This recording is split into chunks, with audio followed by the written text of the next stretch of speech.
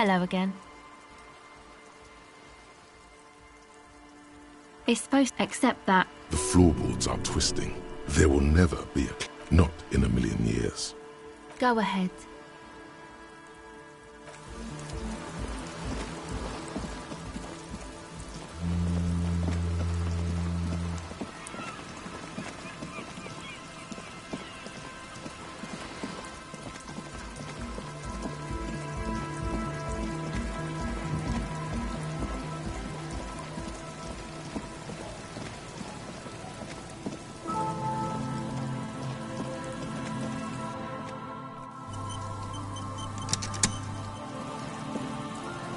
Heavy wooden doors, more than twice your height, step. The lock turns easily. You hear a click as the shackle pops open. Let's go. A great whoosh of air rushes into the dark innards of the church, as though rushing to fill a great vacuum. In the heart of the city,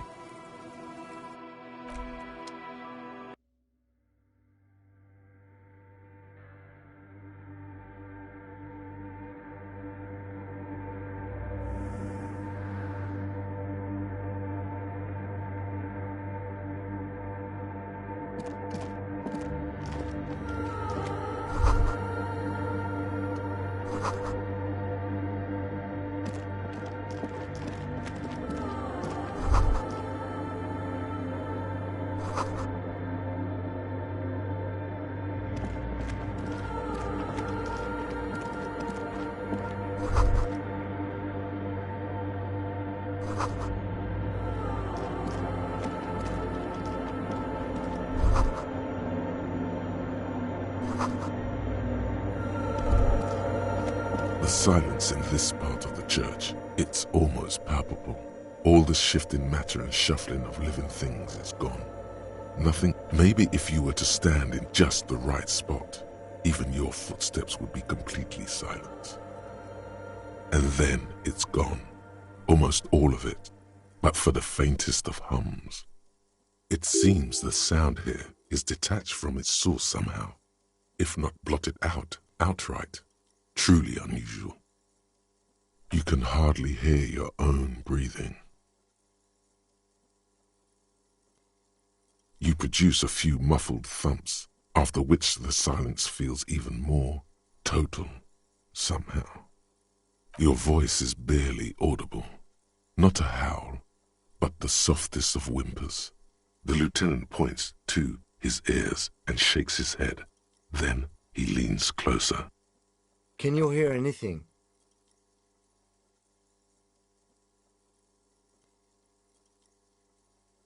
I wonder why the church was built with such strange acoustics.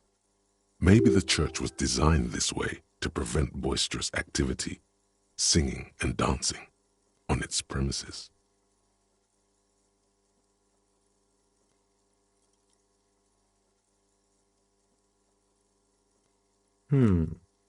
Could be. He doesn't seem entirely convinced, though.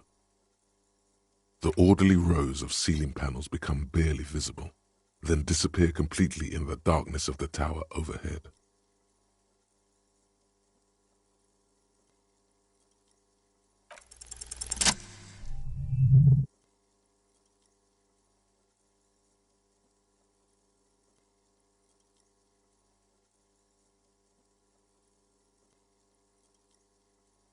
It's like there's something moving up there.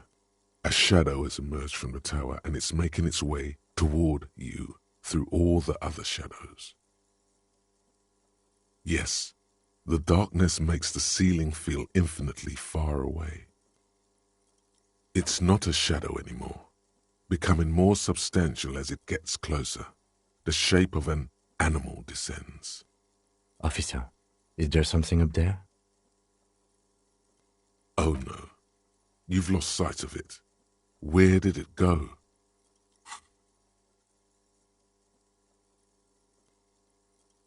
You see something hanging from the rafters, looking straight at you with dark eyes. Maybe it's possible to talk to it.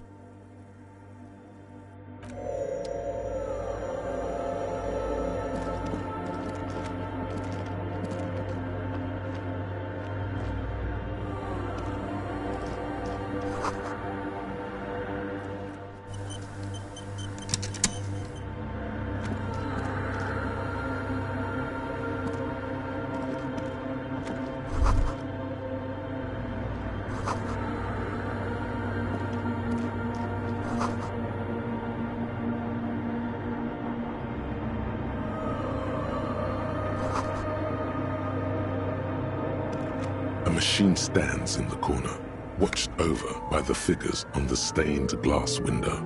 It's turned on and quivering with soft electricity. Another radio computer. And this time it's already turned on. We should leave. I doubt this place bears any connection to the case.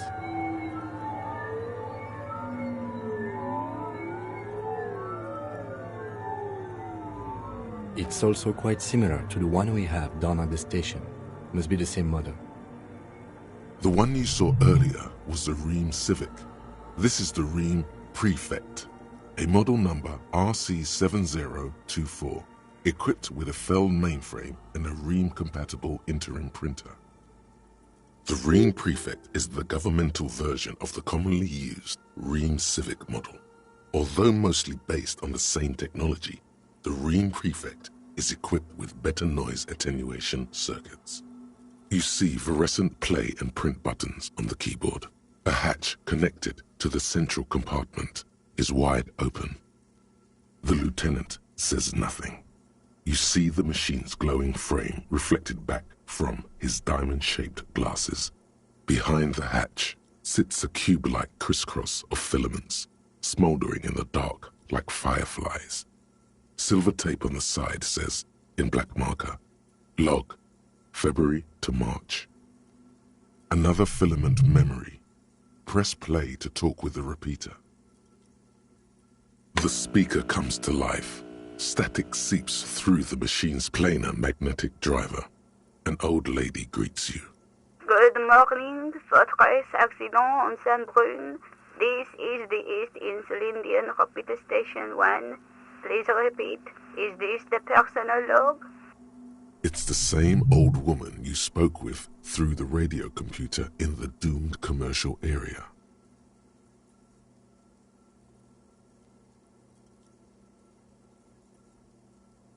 Good. Please repeat the password. Let's look around. There's no use trying to guess the answer.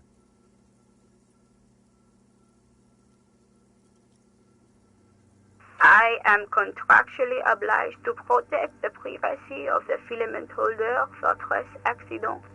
Without filing a warrant with Lintel, I cannot give you access to this filament. I'm afraid we are not doing that, unless we want to wait for a month. Now, can you please repeat the password? Received. I will look Fortress accident. Is there anything else I can do for you today? I have 2 machines registered to this company name in Martinez. One on Saint-Brun, the other on Rue de Saint-Ghislaine. Saint-Brun, that's the church. And Rue de Saint-Ghislaine? That's the doomed commercial area. Anything else I can help you with? Yes, I am alive. I am 74 years old and my name is Yvonne. Now please repeat. Is this the personal log? She repeats passwords. Programming people are paranoid.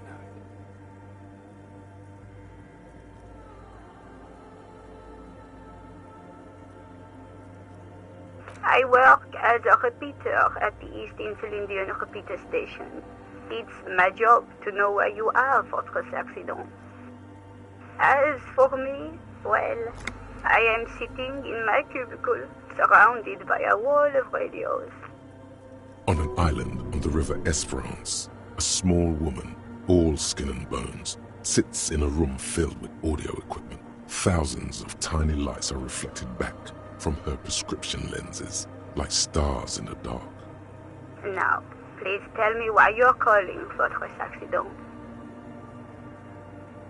Good. Please repeat. Let's look around. There's no use trying to guess the answer. Receive. Fortress accident. Goodbye. The machine's keyboard is still illuminated, revealing fluorescent play and print buttons. Nothing happens.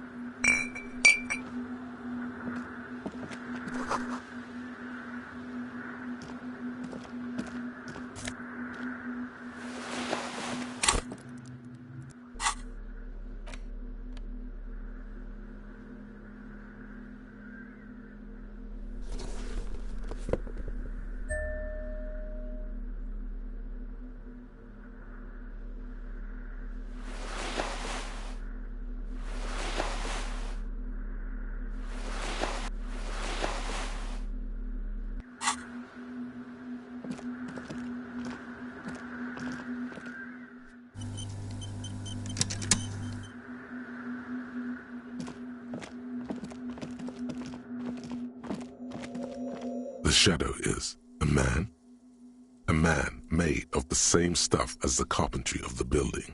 He is studying you intently. The crab man.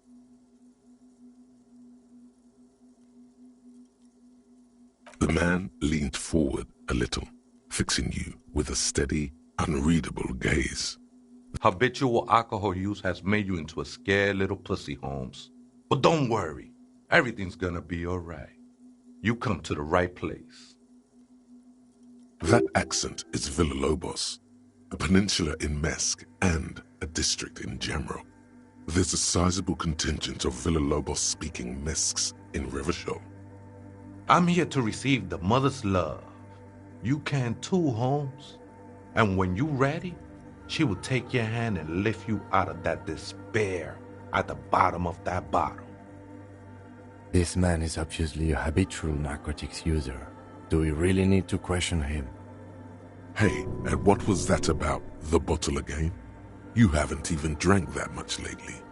Lay off it already. Shish.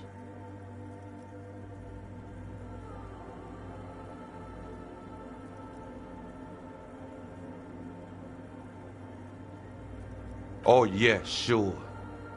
You don't know anything about alcohol use. You got it all under control, Wade. I could smell the control all the way over here.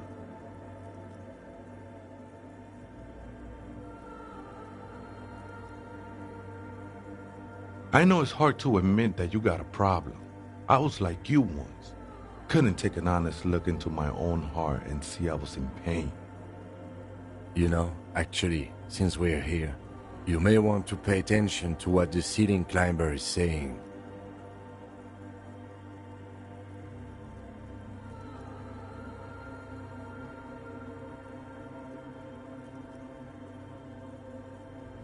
Don't trust me. Trust the mother. I'm only the messenger, Holmes. This is the Church of the Mother of Silence. You are welcome here. You have no idea what the fuck he's talking about. Is he just trying to throw you off your game? Whatever it is, he's quite confident about it. Just look how gracefully he sways. 'Tis not an act, my liege. Save him perchance, he hath deceived his very self. This man is a zealot.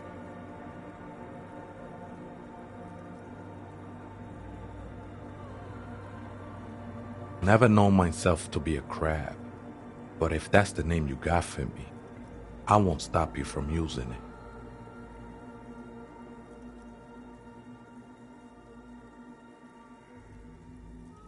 I always thought of myself more like a flame, flickering along the rafters and beams. It may be that I gotta work on my technique.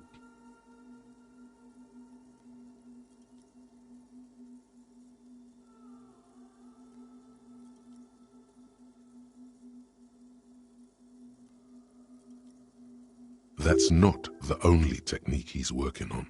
Look at those carved sculptures. And is that a satchel of tools over there? Sure am. Whittling wood used to be something I just did to busy my hands. Now I use those same hands in service of something greater than my own restlessness. All right, let's consider the context and meaning here.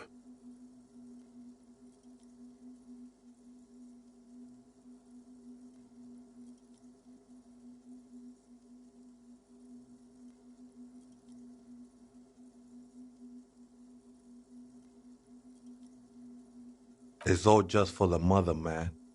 No need to overthink it. I was in a gangway, but my memories of that time are fading. Most of them are already gone.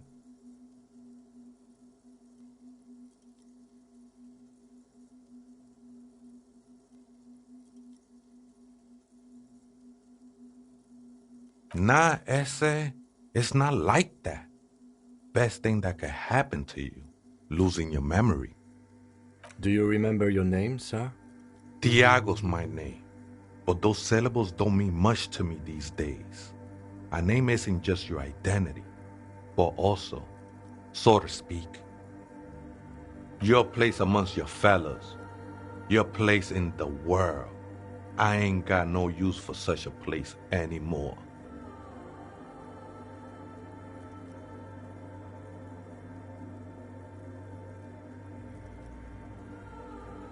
That's just the thing, Holmes. None of that matters. This is a special place. There's a perforation in the world up there, a way out into nothingness. This church was built around it for purposes of veneration. I circled it, nurtured by the silence bestowed by the mother. One of these days, I'll be pure enough to go drink from it directly.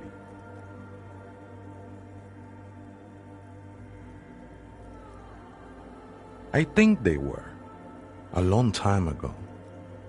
I had to shed them like skins to get closer to the center of the silence. You could have them. I don't need them anymore. They'd only stop him from climbing. They look pretty dapper, actually. Oh, that's no simple question, I said.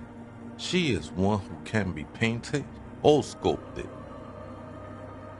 She is a cavity in the dark beyond sense. She saved me, but I couldn't describe her to you. No one can, Holmes, and no one ever will. I will be incinerated, but not destroyed. Finally, at one with the state of the world before reality began. That sounds a bit like substitution behavior, no? You know a thing or two about that.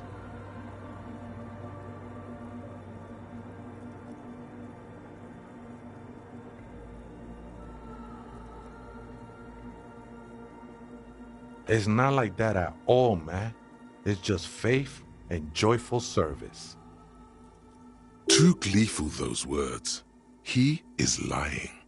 Not to you, to his very own self.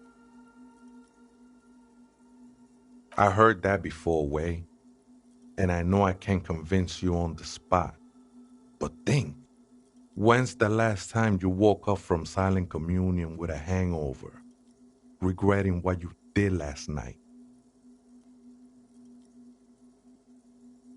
She took you for a good spin, huh?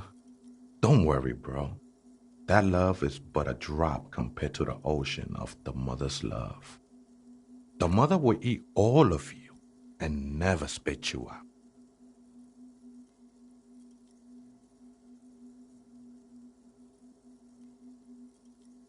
No worries, man. I know this shit takes time. I'm a seraph, Holmes. I sing the mother's glory.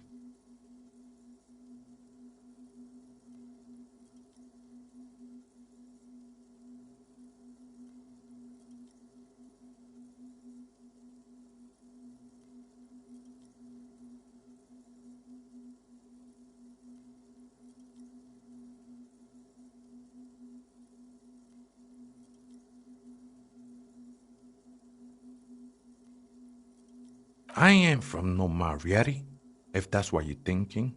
And the song I sing is silent as the mother. Mariette is a mesque style of music and dance, commonly seen at all manner of festivities, especially weddings. It's delightfully quaint, owing to its peasant origins. He lost his cool there for a moment. Seems you hit some nerve. Hard to say. I think I did some construction work here, back when I still had material worries. Up there, I realized what the true purpose of the church was. Been spending a lot of time here ever since.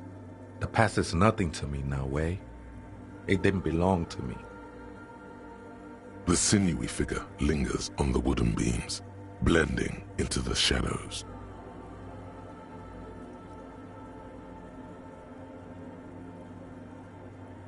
Police raid a while back. Did you witness it? Not really, or at least I don't remember much of it anymore. The mother's love has done its job. That's what's so great about the mother. It lets you forget about everything. The ones in the tent outside, right? I see them. Guessing they're the ones who call me a crab. Probably scared of me.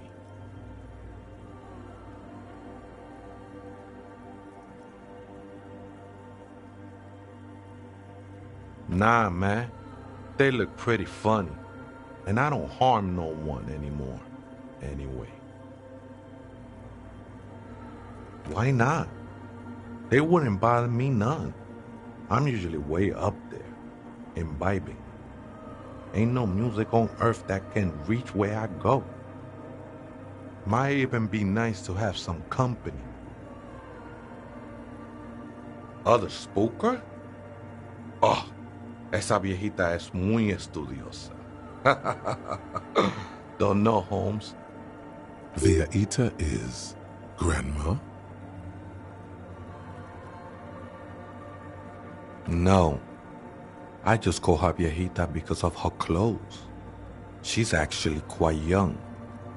Or maybe not that young. Age, that's what I said, Holmes. Don't really follow her comings and goings. Just see her typing on her computer now and then. We got different interests. I'm afraid not, Essay. You just have to wait until she comes back, or search through her radio computer. Too many times, Essay. You need it for something. Surveys are a good way to fish for personal information, especially in the name of public safety.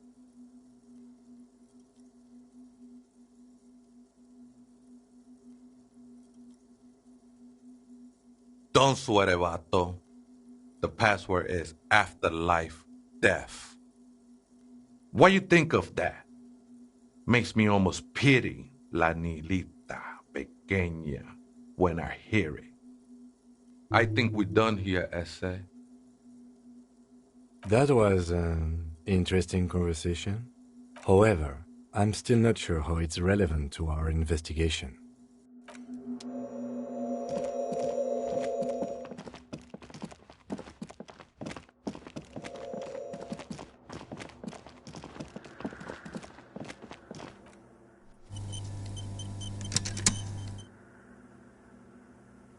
The machine's keyboard is still The speaker comes. Good morning, Fortress.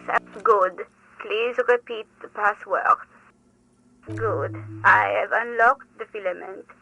After ending the call, please press print to access the filament. Fortress Accident, is there anything else I can do for you today?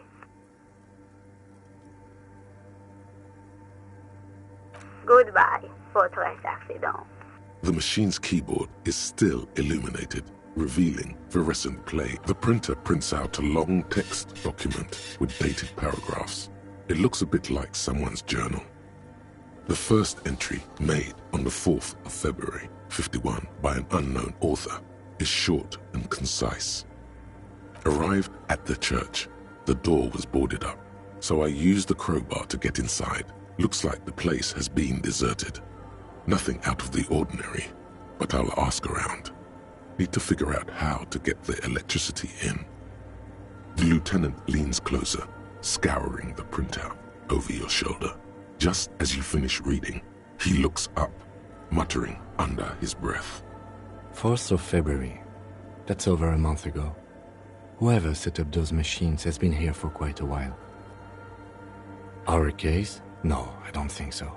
It must be some local eccentric. 6th of February, 51. Had a little chat with the local fishermen. Said I shouldn't go near that place, that the church was spooky and ridden with narcotics. See? Even one of the spookers themselves says it's unnerving. 7th of February, 51. Finally got the electricity in.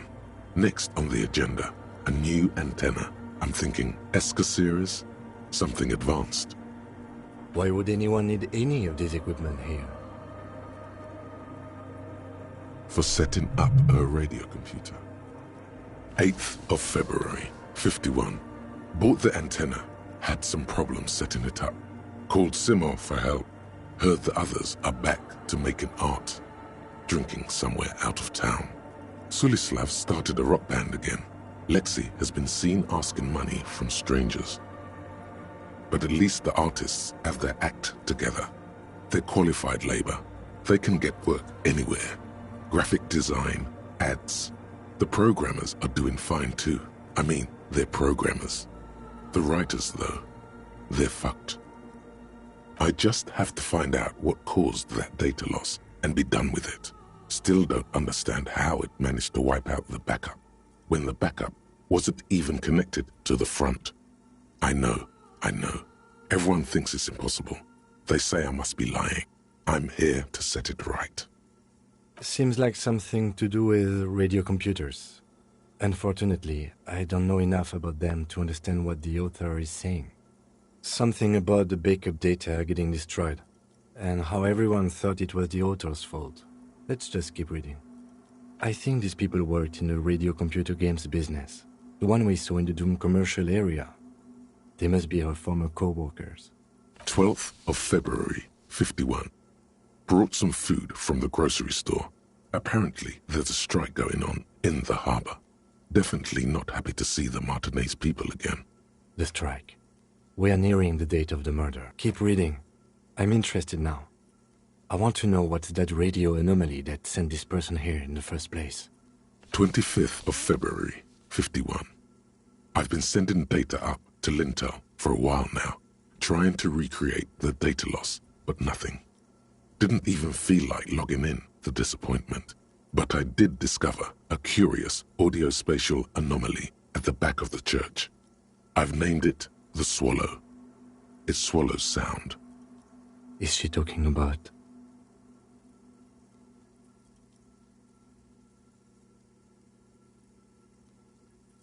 "28th of February, 51. Yes, the first recordings confirm that the swallow is real and I'm not just losing my mind. It's a pillar of silence with a diameter of approximately 3 meters. Seems like the higher I go, the less I record. This might be a coincidence, or it could be connected to the data loss that led me here." The pillar of silence. She is talking about the silence. Is she suggesting it's more than just an architectural quirk? The lieutenant doesn't answer. He follows your gaze, studying the basins. The water shines in them. No ripples. March 51. Some kind of young disco men have appeared next to the church. I've been trying to record the silence to find the epicenter, but now it turns out I've also been capturing the future of dance music, one neo-disco song over and over again. Fortunately, the song is so monotonous, I was able to devise an algorithm to factor it out. The other day, one of the disco men came in. Before I could even say hello, she got scared and left. Good, I don't want anyone distracting me from my work. That disco man must be a cell. The girl on the ice? Sounds like her, yes. March 51. I got a call from the repeater station. Someone has tried to access the radio computer in our old office in Martinez. Can't do anything about it. The storekeeper still doesn't want to let me inside the building. Thinks I'm part of some kind of curse. How Martinez of her. I knew it wasn't a good idea to meddle with that machine. No. It was a great idea. You're learning things. This is how you learn things about machines. March 51. A new 2-meter aux cable. Noodles, crackers, ping-ping energy drinks, water, toothpaste, gum, also some canned air. Your reading was interrupted by the sound of the church door opening. A strange woman makes straight for the radio computer.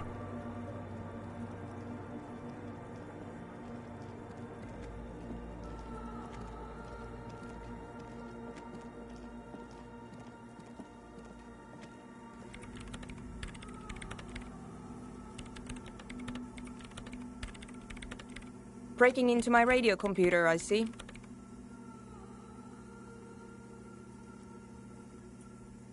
Yes, you are breaking in, but not into her radio computer.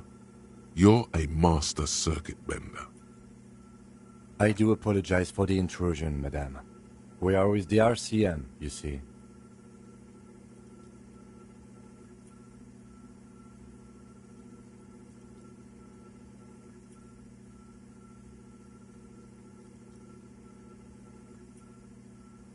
There are no coalition military data links. And even if there was, you couldn't access them over a civilian network.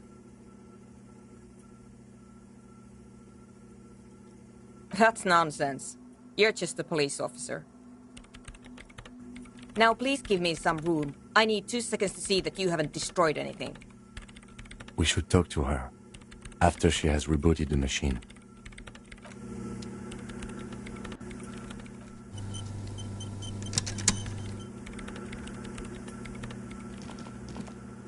What is it?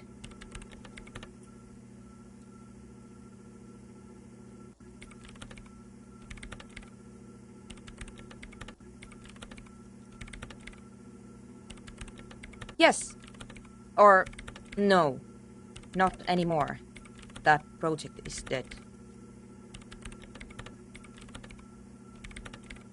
No, you just printed out my personal log and wasted some paper. I am Soona Luukkanen-Kilde, the former lead programmer of Fortress Accident and RSA radios. I have over 16 years of programming experience, and I'm proficient in both Vox and Orbis languages. If you're not here to hire me, I don't really know how I can help you. Did she say over 16 years of experience? She must have started programming when she was still a teenager. That still doesn't answer what she's doing in an abandoned church.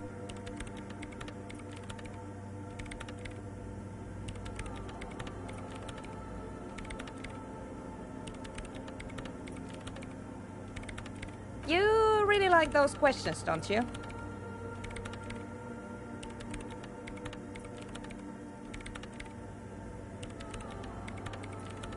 I'm conducting scientific research here. You can't throw me out.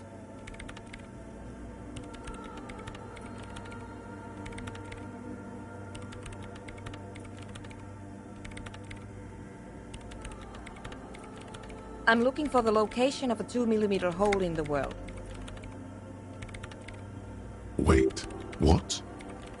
She's looking for a disruption in the radio waves. That's what her personal log said. The lieutenant raises his brows, but doesn't say anything.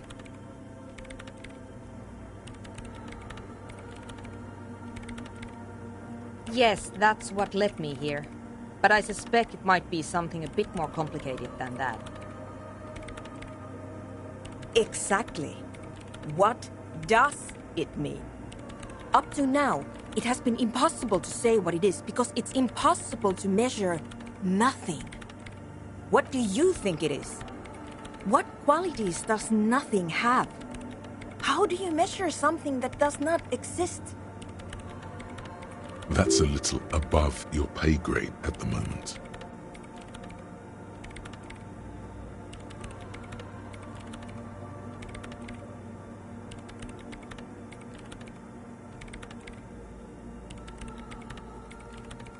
You measure it by its surroundings, by that which does exist, which is what I've been trying to do.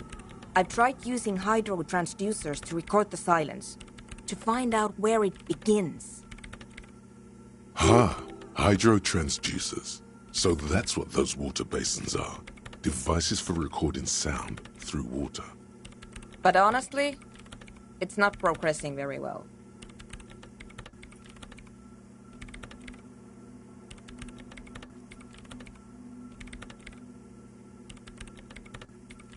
Somewhere underneath those roof beams, I assume. Only a faint crisscross of rafters can be made out from the dark.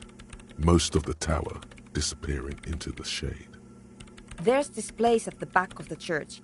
A place where all audible vibrations seem to cease. I've named it the Swallow. And the higher you go, the less you record. The Pillar of Silence? Are you sure it's not just an architectural quirk? Maybe, but it's oddly close to the physical coordinates of the data loss that led me to this place. I know. No, I don't. Because it's just trial and error, trying to locate the Swallow, the exact point in space. And I don't have a... You know what? It would be really helpful if you could just stop talking and let me work. Great. Thanks. No? Yes.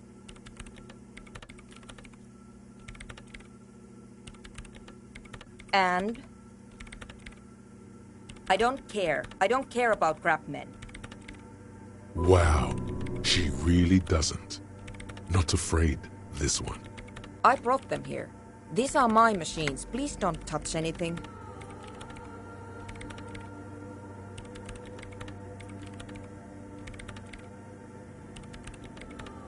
I use the AR-1 as my RAIM prefix processing unit. Mm-hmm. Yes? You really don't know anything about radio computers, do you?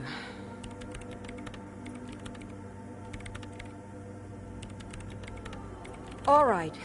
Well, all radio computers perform operations up on air. So in order to gain more processing power, you need to invest in a good antenna.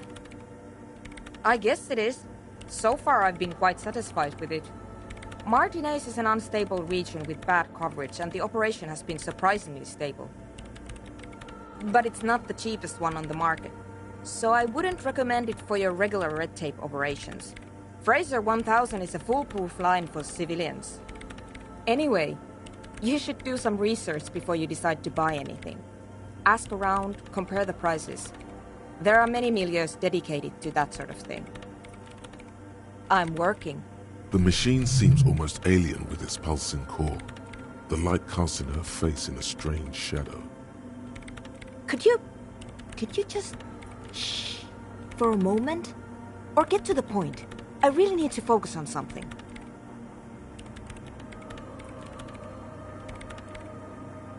So you do know something about computers. You're right. Prefect is used mostly by the government peeps. No, I don't. Because I needed something good for my investigation, and RAIM Civic is widely agreed to be below all standards, so I had to upgrade. Besides, owning a RAIM prefect isn't such a big deal anymore. No, actually, it is kind of a big deal. You don't see RAIM prefects in every police department, for example. I know a friend of a friend who used freelance for the Coalition. I was actually aiming for the military-grade RAIM Rational series, but couldn't find one. Prefect is mainly based on the same technology as RAIM Civic, so it's kind of a rip-off. But it does have better compatibility with newer antenna models, so I won't complain. They are connected to my RAIM prefect. Whatever you do, just please don't move them, okay? Thanks. Short and terse. There you have it. Whatever she's using them for, they're hers. Great. The Swallow, you mean? What about it?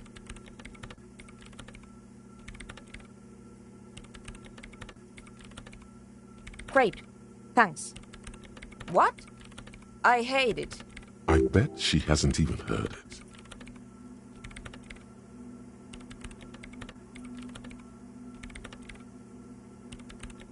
Yeah, like all the time. My tent neighbors don't really ease up with their partying, do they? Maybe I'd have to be on drugs to get it, but to a sober mind it just sounds like uninspired rug whipping.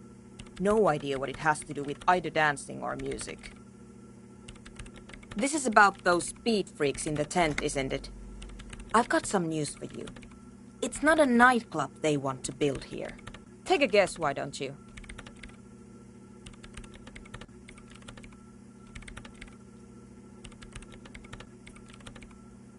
Bingo! That's exactly what they're up to. Ah, wonderful. Now this house of worship is also going to be a drug lab. Always something fascinating happening in tents.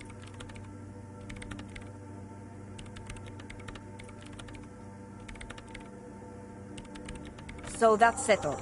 Great. No nightclubs in the church then.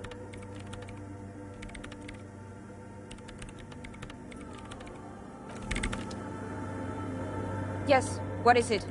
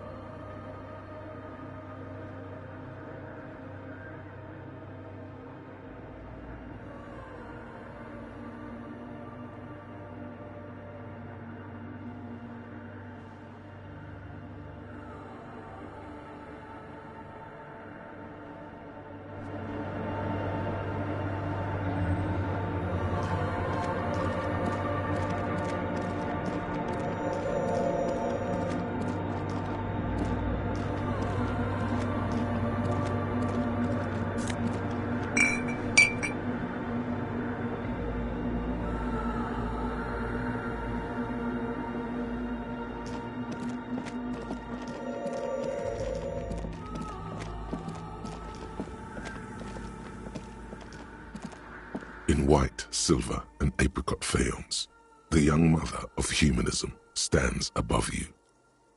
A crack runs across her body. She is impossibly tall, oval-faced and sad, a dark and radiant majesty.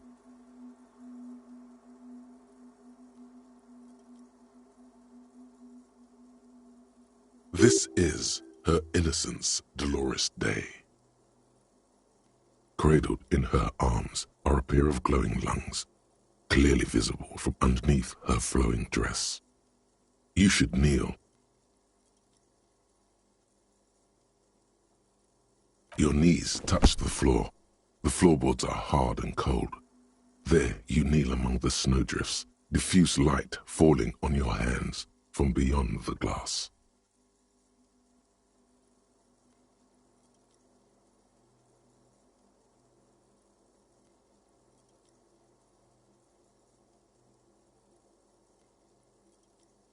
The woman looks down at you kneeling. She towers among her followers, architects, laymen, courtiers. There is a sad smile on her lips and a glint in her green-blue eye of what? Compassion? Remorse? She acknowledges the passing of someone who is still alive.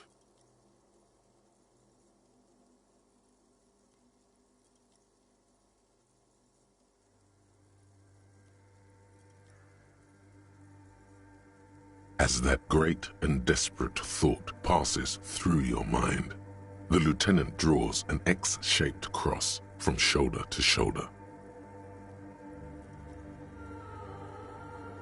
Your fingertips touch your chest 4 times. Then you rise from your knees into the apricot-colored light of the window. Above you, the woman still smiles her distant smile, sundered by the crack in the glass.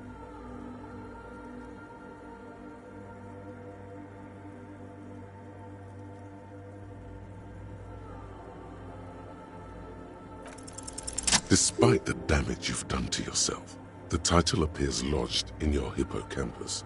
This is Her Innocence Dolores Day, the innocence of humanism, internationalism, and the welfare state. Perhaps the most famous human being ever to have lived. No amount of Commodore Red can wipe her sad smile from your brain thing. It has survived the deluge and haunts you still, and will haunt you forever, as it haunts all men.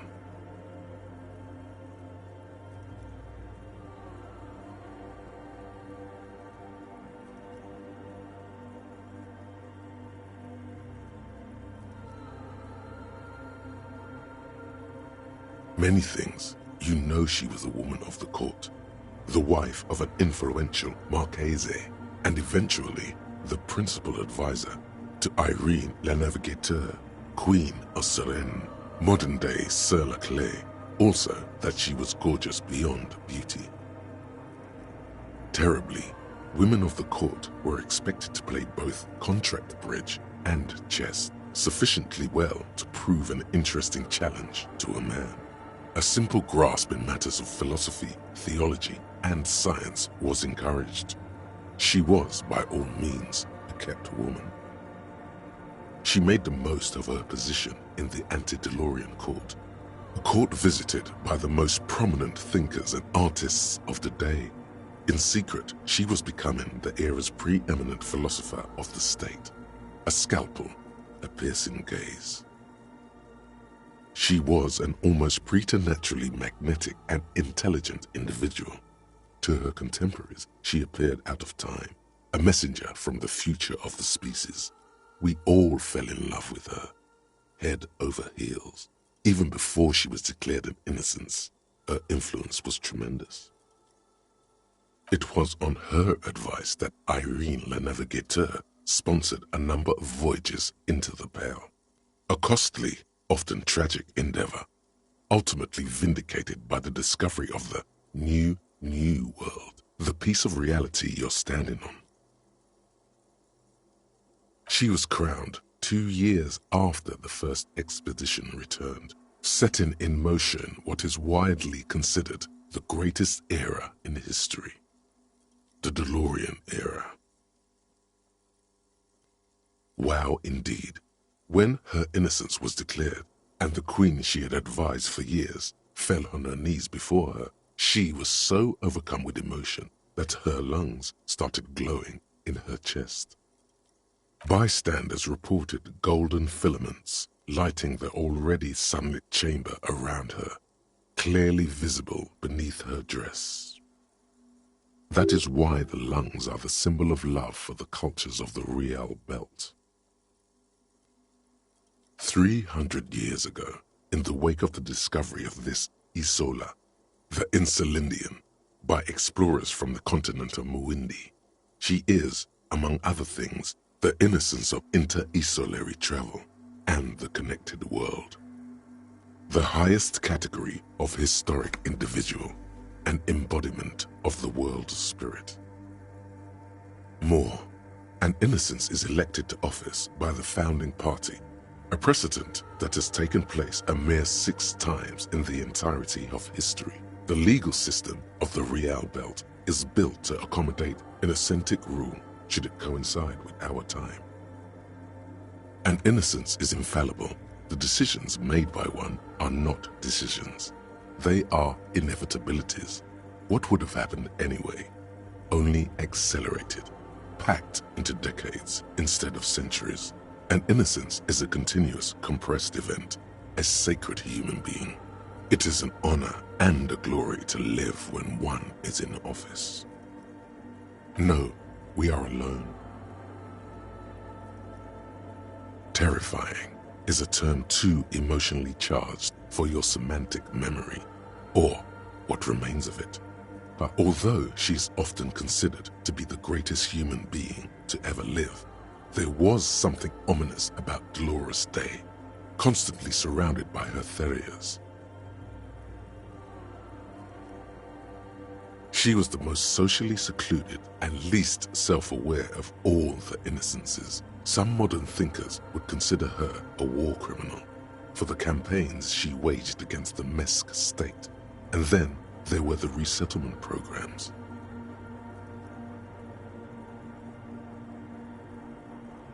The Mesk state tried to detach itself from innocentic rule.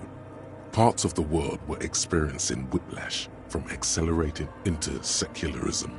Her mandatory education programs and mass resettlement of upstream Marguerite were problematic as well. Dissenters were suppressed by a military force she called the Army of Humanity, suggesting those who fight against it are not part of humanity. She adored chess, yes, but also military war games. Dolores Day often holds a tiny tin soldier between her index finger and thumb in icons such as this. She was also blonde, the blondest woman you have ever seen, with green eyes the color of the Pacific, mare interregnum. Little is known of her Marchese husband. It's as if he vanished from history after completing his role, which was to introduce Dolores Day to court. In conclusion, yes, there is something lonely, paranoid, and even terrifying that people seldom mention, but feel when they think of her. This subtle terror is part of her iconography. Lieutenant Yefreiter, you've stood there for over 5 minutes. What are you thinking of, if I may ask?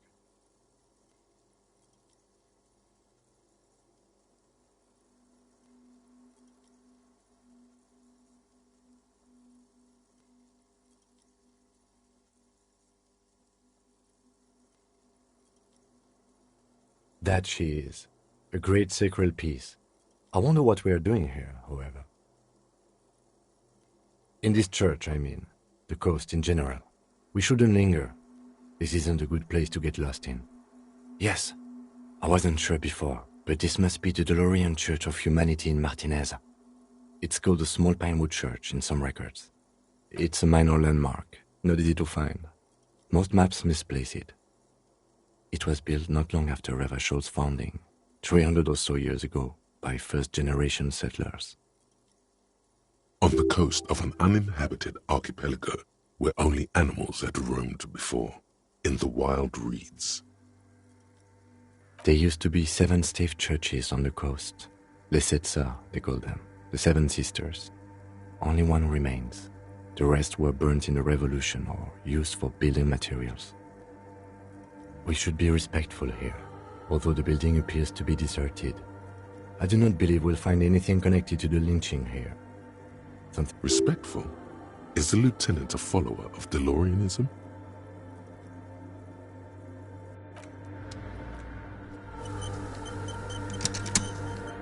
The mother of humanism stands above you. A jigsaw of broken shards falls into place in front of you. A ghostly reconstruction of the stained glass window.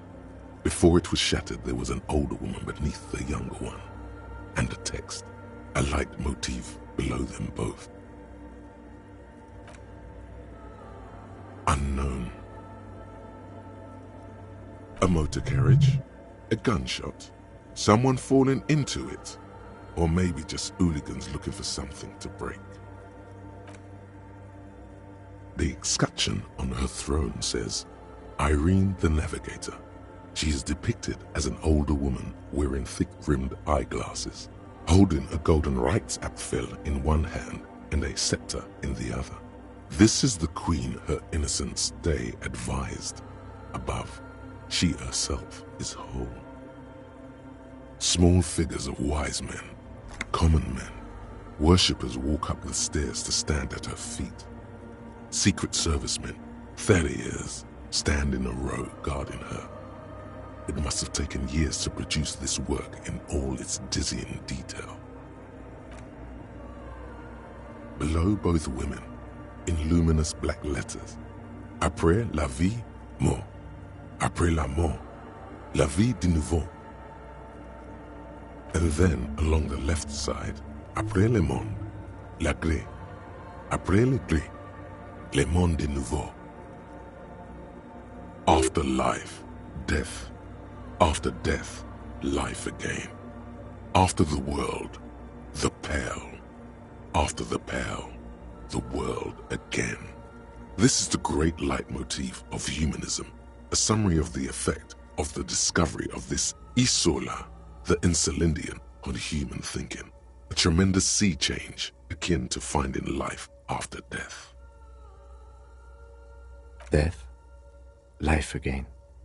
After the world, the pale. After the pale, the world again. This exaltation is common in Dolorian sacralism.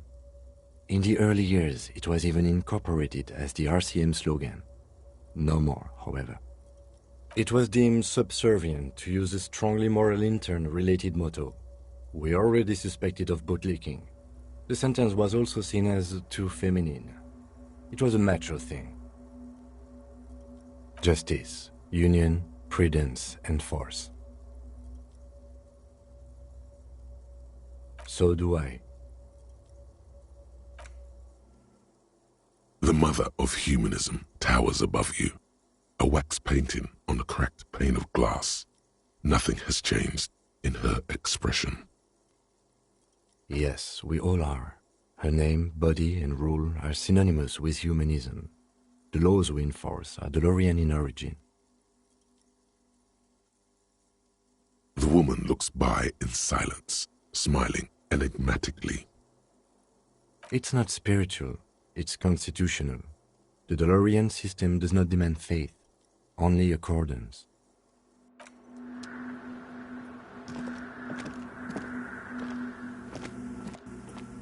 Yes, what is it?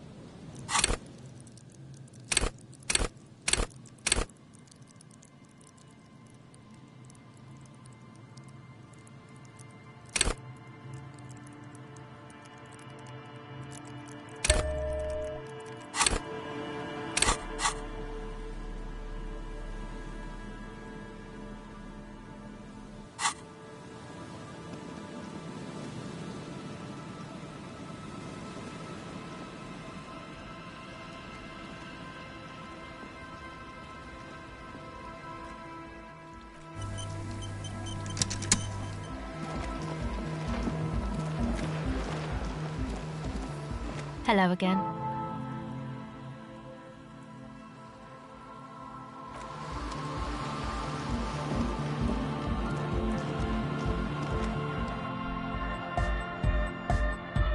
We're close. True, hard, full, it's hardcore. Skibberdy. Huh? I see you're here again. Offside, man. Hi again. So, how are things going? And? What happened? Oh, man! Who is he? What did you think?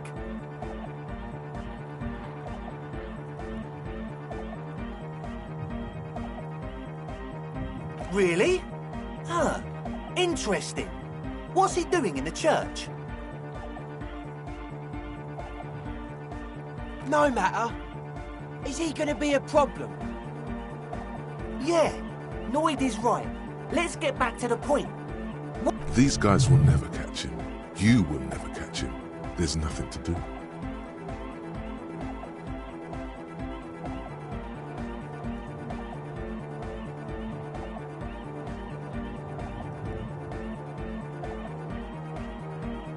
dunno, man.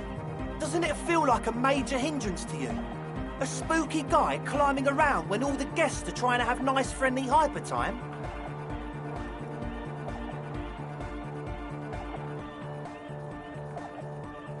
I guess it's not a massive problem, now that I think of it.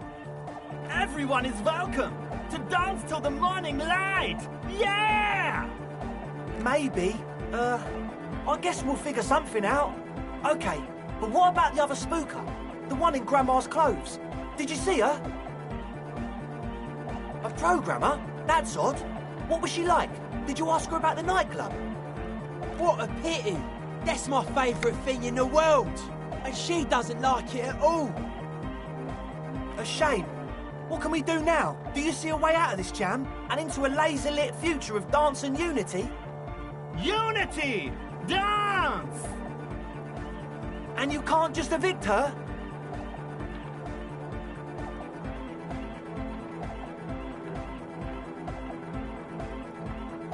Look at you, Honour Man! No, Noid. He's right. Maybe we've approached it the wrong way after all. I'm sure there's a workaround. We can make a deal not to bother her. If that's okay with her, we only want to get in the church and spread the joy and ecstasy of music. The lines in the dark exist! Coexist! At least Crabman seems like an advanced being. He's hard. He'll understand. Yeah, he can do his climbing thing in the tower. And the programmer, does she like Nordic dance music? Egghead cannot believe what you just said. It makes him pump the jam a little slower for a moment, but then he returns to the full swing of it. No worries. We'll figure it out. If coexisting fails, you can always muscle her out, right? If it's all okay with you, what do you think?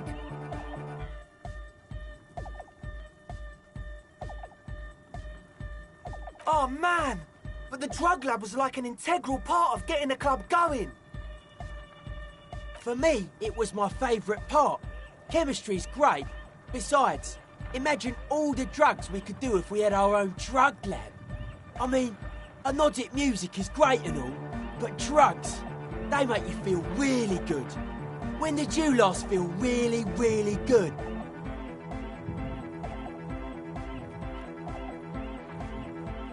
Nah, but you see, no one likes drunk people. Drunk people get into fights and try to hit on everyone. Now, people on speed, however... Excellent! Good luck, my friend.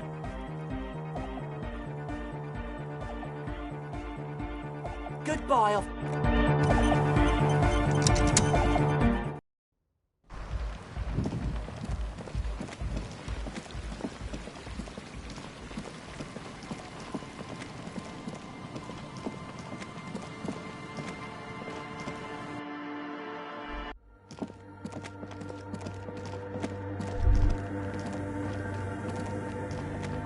Hey, her Innocence Dolores Day liked little figurines, right? Liked holding little men between her fingers, remember? You have the Headless Falcon Rider figurine. You should give it to her. Win her back.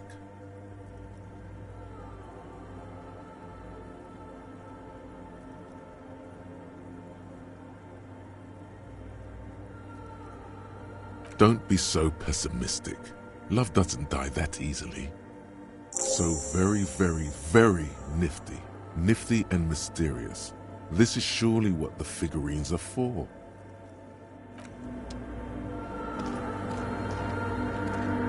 The mother of humanism stands above you, a precious and complex wax painting on a single pane of glass. A crack runs across the length of her body, her face oval and sad. Why? That does seem to be a problem. Maybe you meant something else? I don't know. What are we thinking of? Part of your mind has gone on to other things already. The mother of humanism towers above you. A wax painting on a cracked pane. Yes, what is it?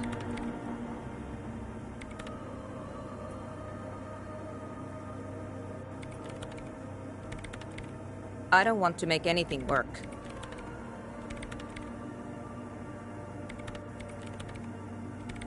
Yes, anything. I don't want to make anything work.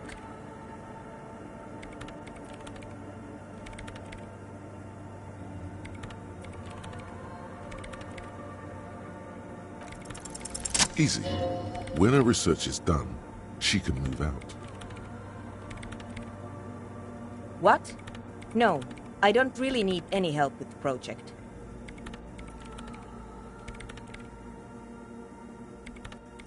She thinks about it.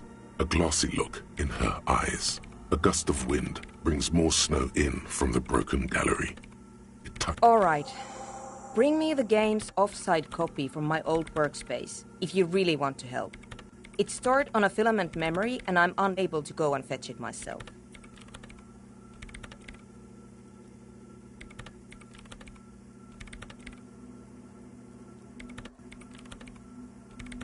No, that's the production schedule you stole and accessed without authorization.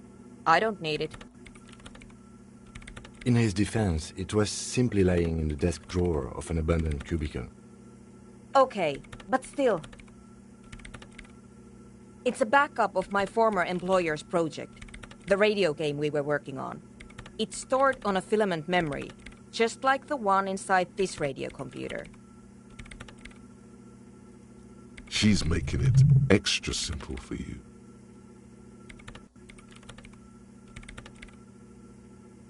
The backup itself is destroyed now, but I'm hoping to use what's left of it to pinpoint the exact location of the anomaly.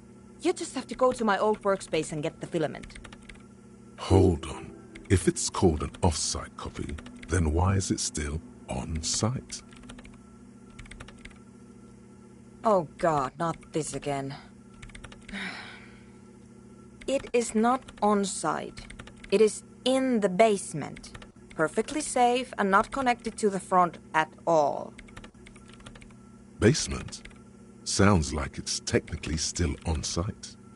And no, taking it outside the building wouldn't have protected it from the data loss. There's nothing wrong with keeping the backup in the basement. What happened was a freak accident that has nothing to do with how the backup was stored. We clear? Yeah, that's the one. You can get in through the bookshop. You just have to do some explaining to the bookstore lady.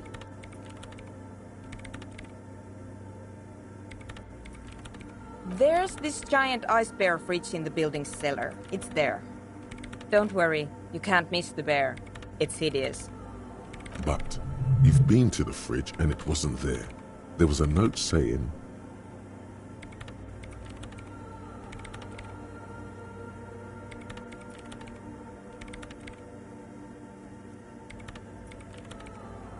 Wait, a note from whom?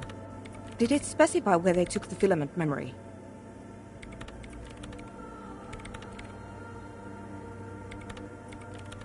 Jawiza.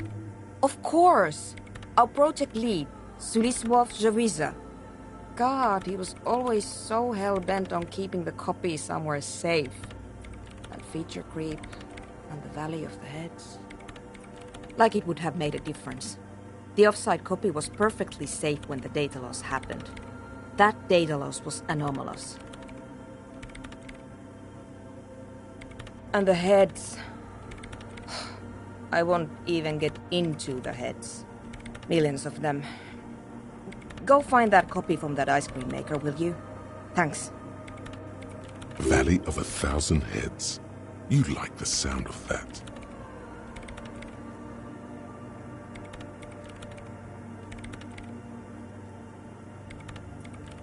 This is getting ridiculous. Can't you just defrost it? Or, I don't know. I don't know about the ice cream maker. Just figure something out.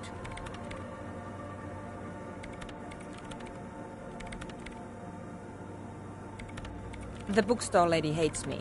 Says I'm part of the curse. Whatever that means. Because she's from Martinez, and people from Martinez have never ever seen a radio computer. She thinks it emits elemental evil. Yes, but she literally started praying for the higher powers when she first saw my Reim Civic. The lieutenant coughs like he's amused. Once I came in one morning, only to find that my terminal was full of those strange trinkets and amulets. Wards. It looked like some Semenine magic.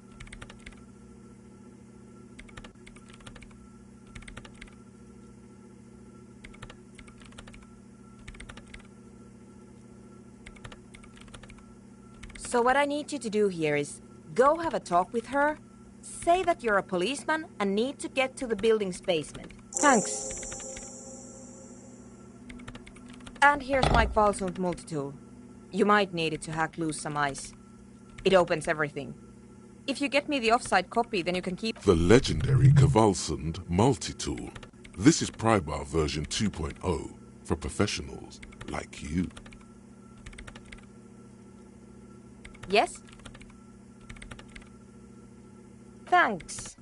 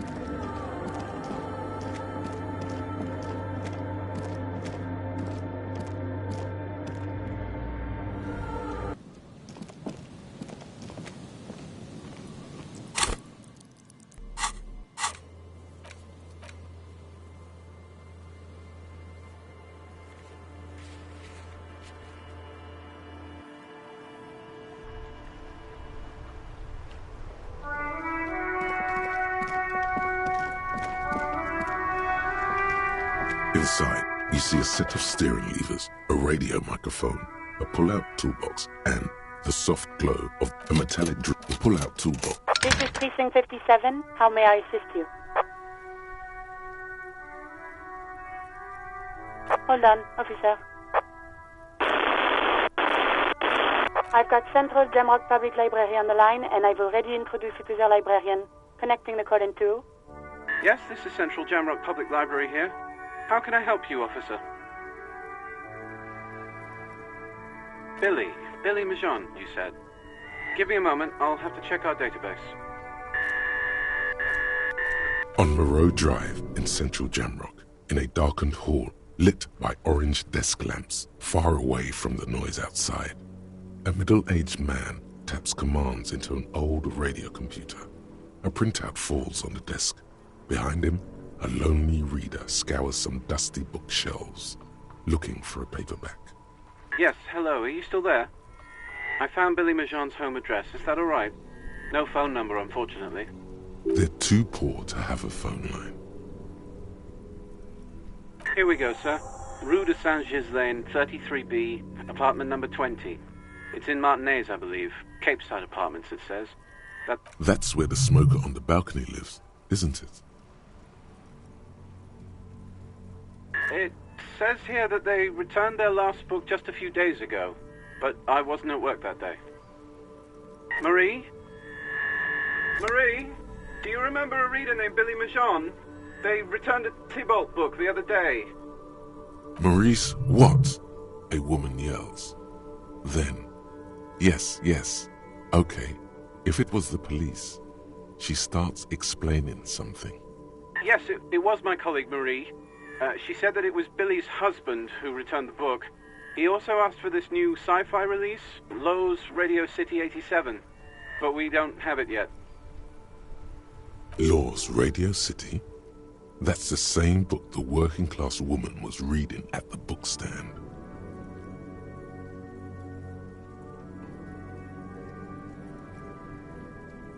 Marie knows Billy. She's been working here longer than me. Sometimes her husband returns some books for her. Sorry, no. Marie only knows him by sight. Marie!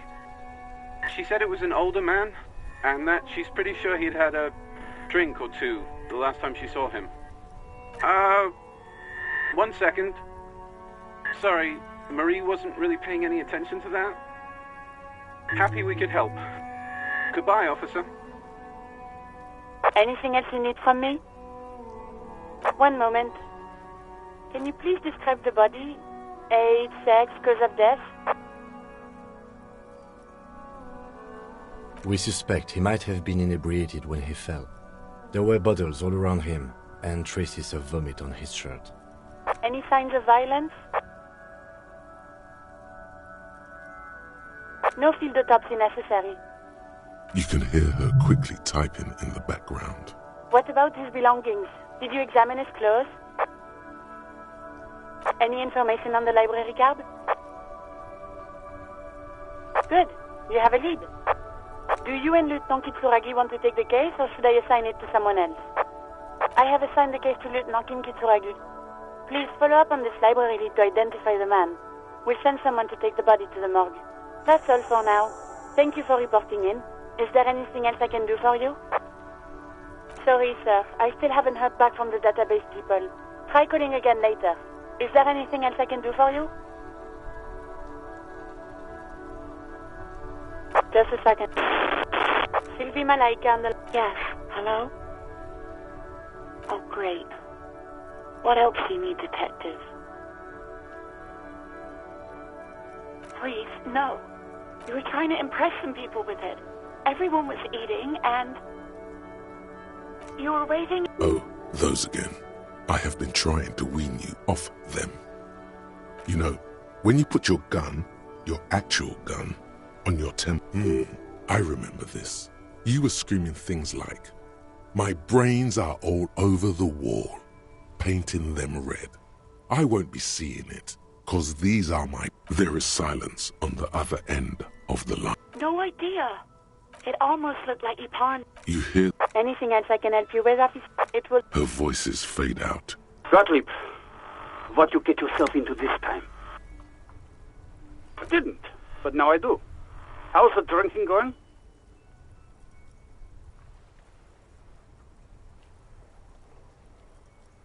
Great. I have an autopsy to attend to. An autopsy of one Chester McLean who died of fish poisoning. Fucking, I'm not dead. It just hurts, okay? Mm-hmm. Anything else I can help you with? 50 In the cabin, you see a...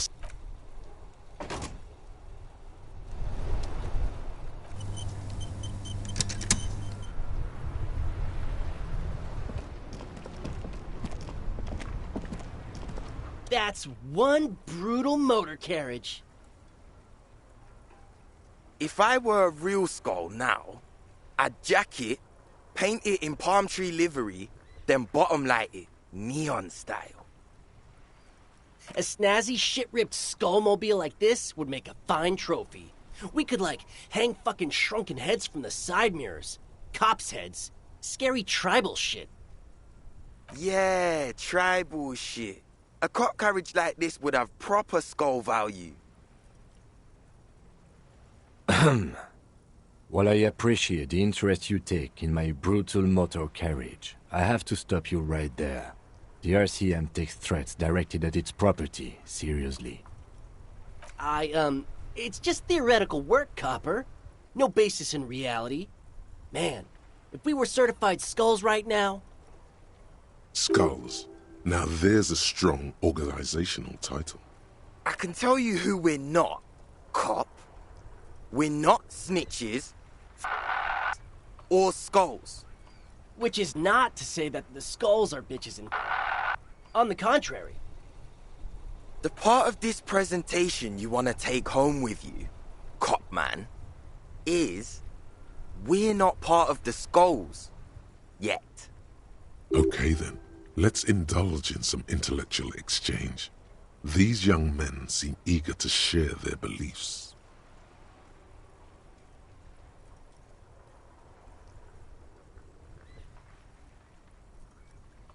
Oh yeah, Cindy's a right proper skull.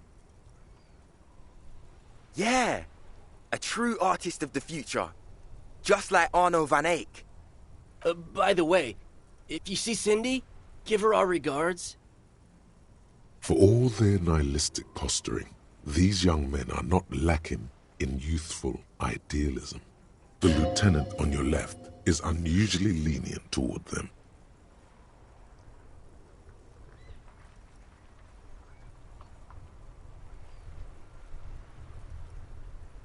Oh man, yeah. We're not fucking kids, man. Be wary of the abyss. It's a threat. An impotent threat of violence.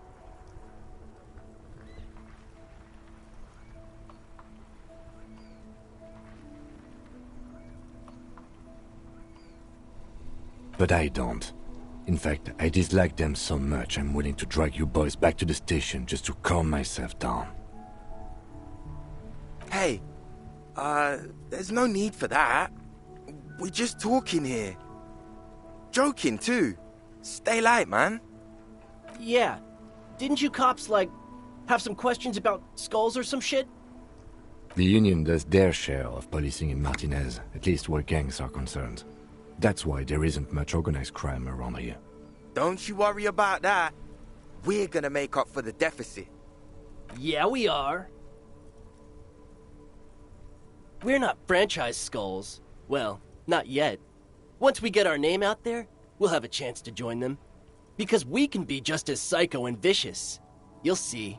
But in a non-threatening and definitely legal way. We'll fuck the system from the inside later.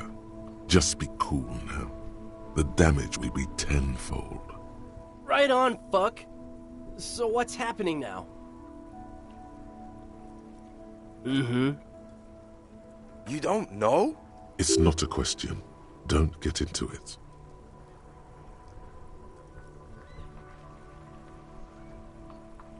The Skulls are the most vicious gang of the Besmertne. Besmatine, or the Besmati, the Immortals. The nastiest bunch of psychos ever. Jacking carriages and getting into high-speed chases.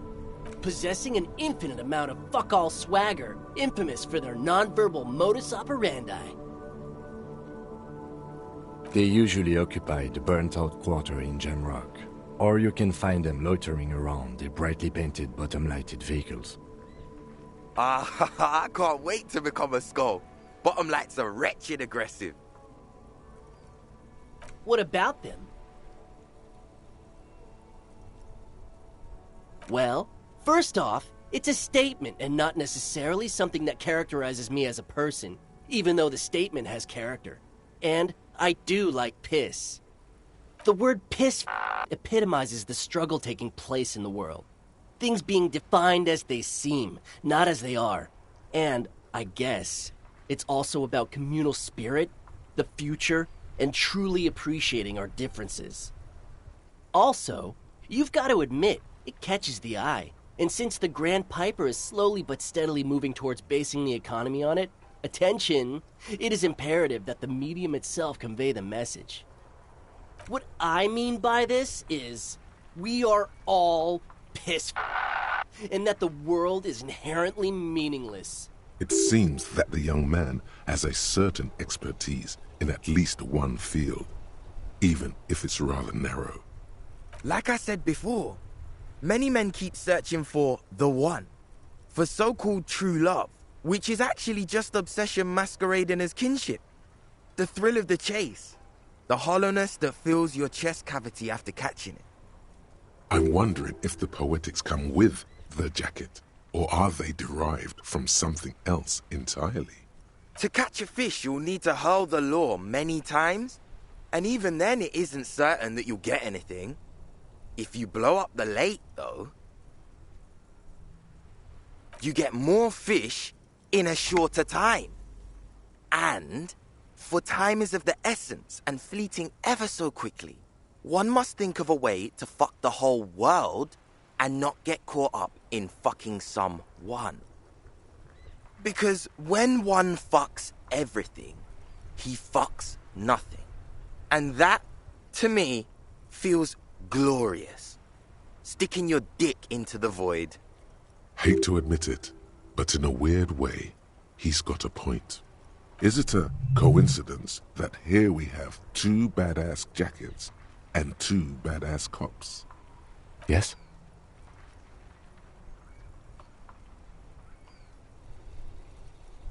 What is? What are you implying?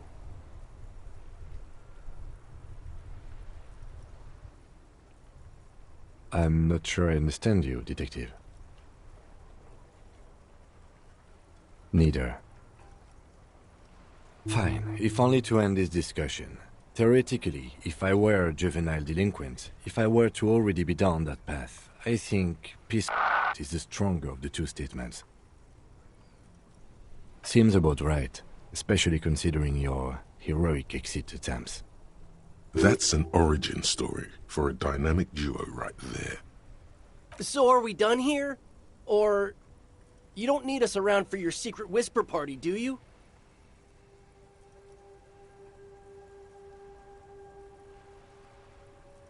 Murder? Yeah, sure. We'll gladly tell you everything we know about it. Also, he was hanged. He was hanged from a tree. Yeah, I mean, duh. These punks don't know anything. Hey, stop right there. How does one know anything? Ah, this sounds like epistemology, a field so occupied by thought that it begins to question thought itself. Exactly. How can one know shit? For example, how can one be sure that there truly is a body hanging behind a hostel? What if it's art? Or just a mere specter? Maybe it's true. The hanged man is merely a prop in a performance. We are the audience, and the artist is hiding somewhere in the dark. No reply. The blonde rebel scratches his chin, deliberately not focusing his gaze on anything.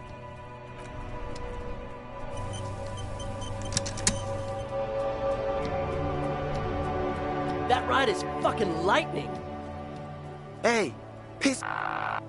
Look who it is. Shrunken. No. Don't ask anything. Be subtle and scary. The boys dream about being skulls. Use that. Suggest they're massive skulls. Come on. What? No. Skulls don't have kings. I think. And we're not even in yet. Yeah, man, keep your voice down. Skulls don't take it lightly when folks pretend to be them. We're not even prospects yet. Prospect must be a hierarchical term. Probably in the lower end. Wow, you boys are ambitious. Only prospects and already planning a coup in the skulls. You're destined to go far. He gets it. Passive-aggressive flattery. Shut the fuck up. Are you trying to get us killed? Now bring it to the jackets and, yes, start shouting.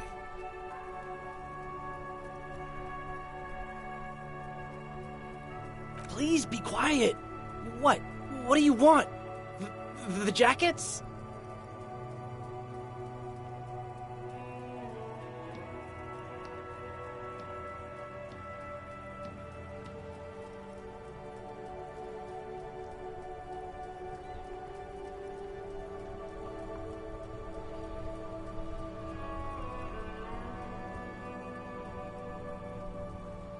Oh, man. Okay, I get it. Skulls don't really wear slogans anyway. This was stupid. Fuck.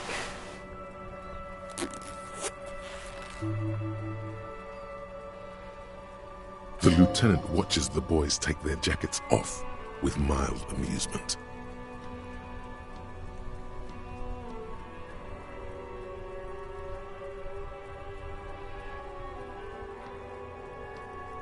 I'm absolutely okay with not having either one, thank you.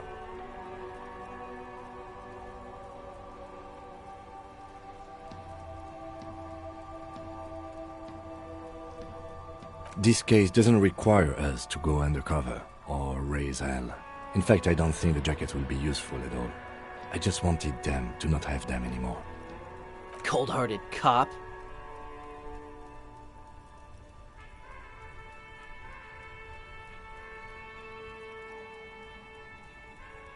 The need will not arise. The jackets are meant to complete each other. If a man was standing alone on a street corner with "piss" written on his back, it'd just be an individual that has taken a liking to urine. And I don't know, Eric. It's cold out. Yeah, let's get out of here. The cops fucked us.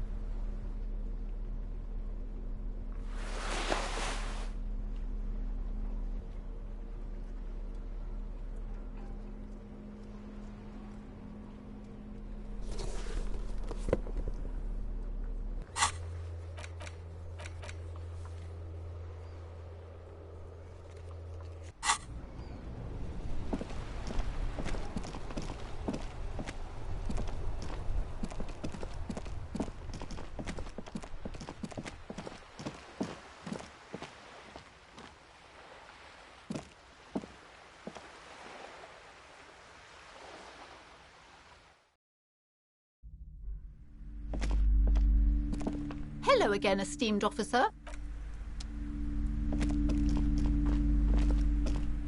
Hi, Ace Detective.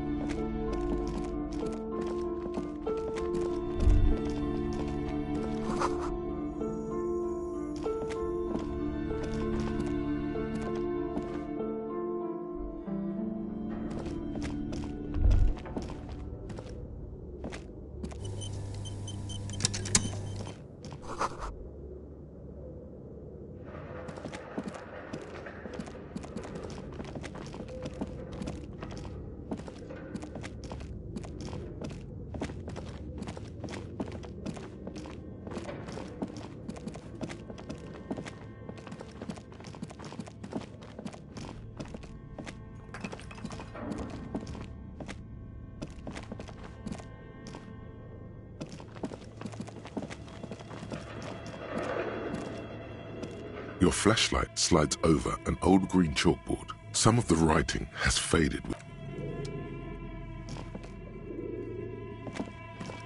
This old fireplace, the whole thing resembles Cadran mosaic. Tiles on the cube are still smoldering, casting the framework in a soft glow. Fluorescent play and nothing happens. Something's missing, like a smooth draw. The filament slides in. The speaker comes. Good afternoon. Please repeat. Is this the production schedule? Good, thank you. Please repeat. How can I help you?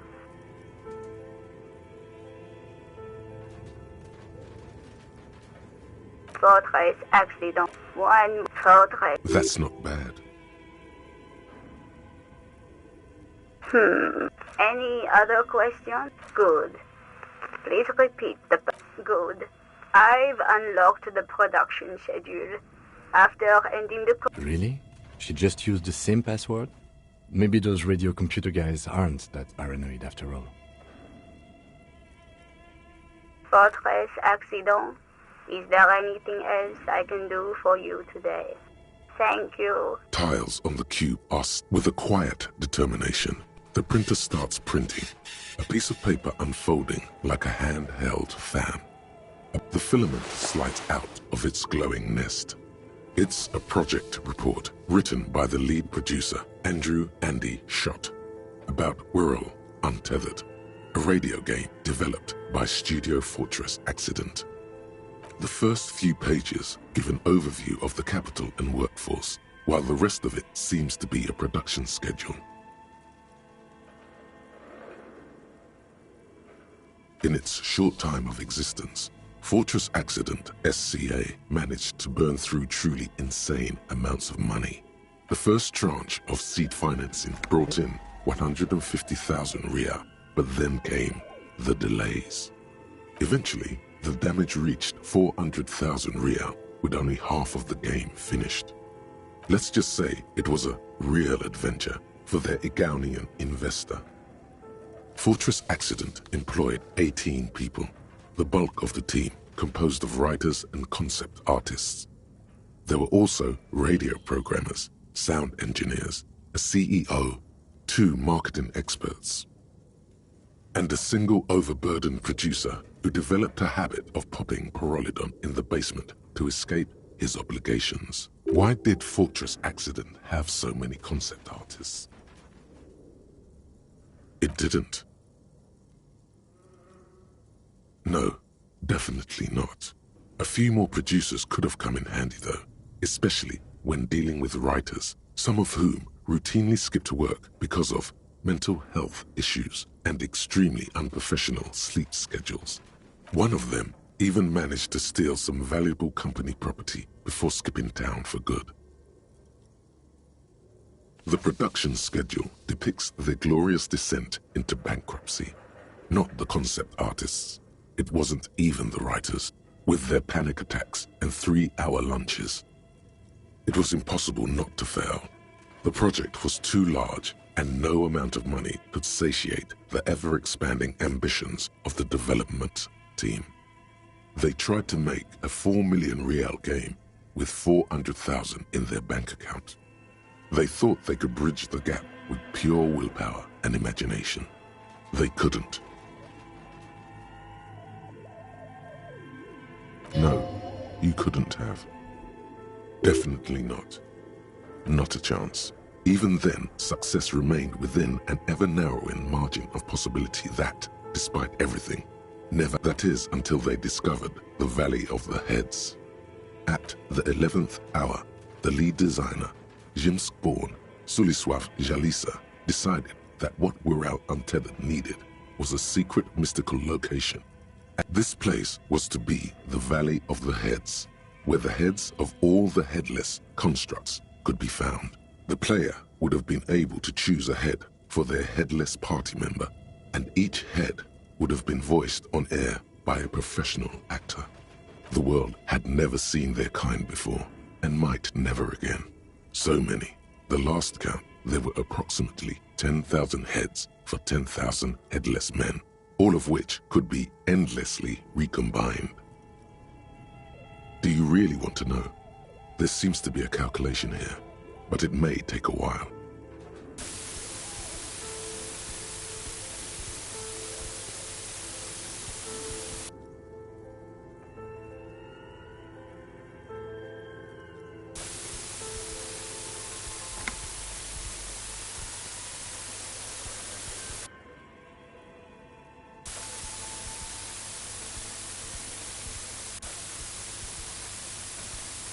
The lieutenant taps his foot impatiently, his arms folded tight against his chest.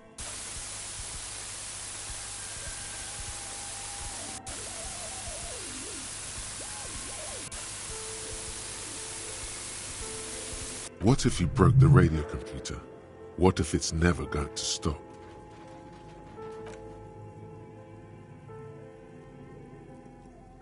And that's it. Well, yeah, that and the catastrophic data loss.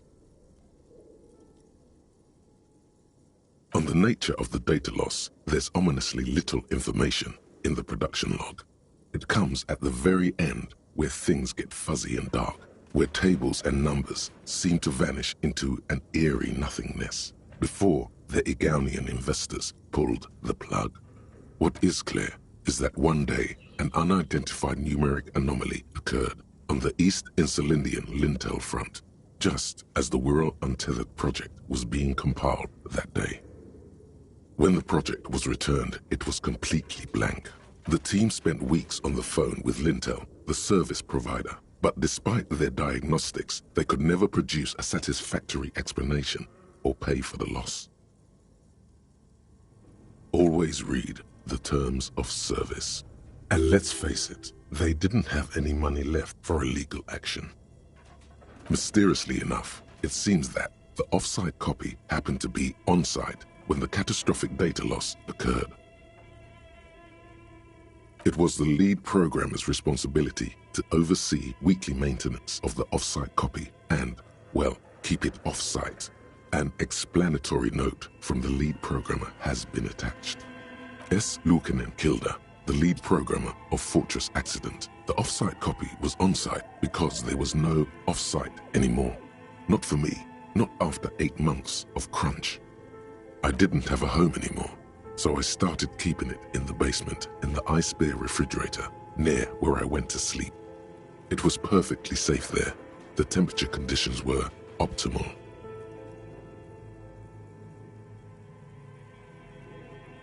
Her former colleagues would agree with you. She's right, actually. Nothing wrong with keeping this type of filament memory in a fridge.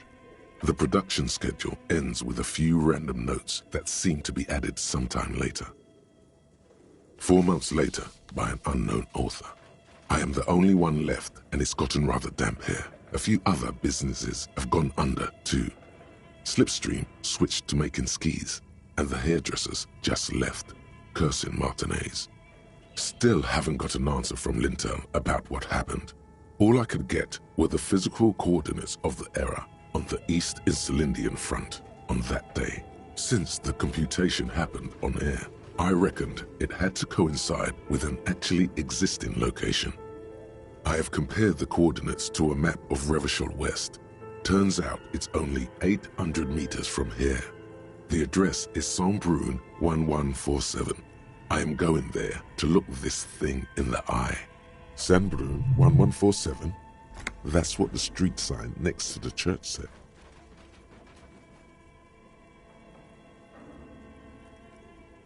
Tiles on the cube are still smoldering, casting the framework in a soft glow.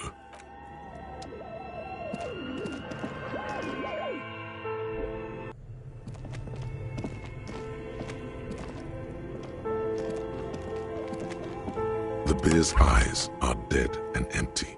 Ice inside the fridge, slowly melting. A friendly cartoon bear. The paper still smells of vanilla and chocolate.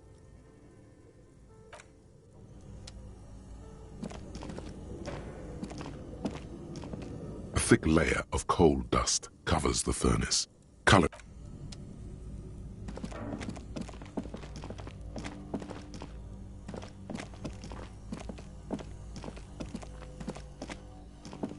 A few bricks have fallen off, revealing a compartment. Seems like an old bunker from the Revolutionary.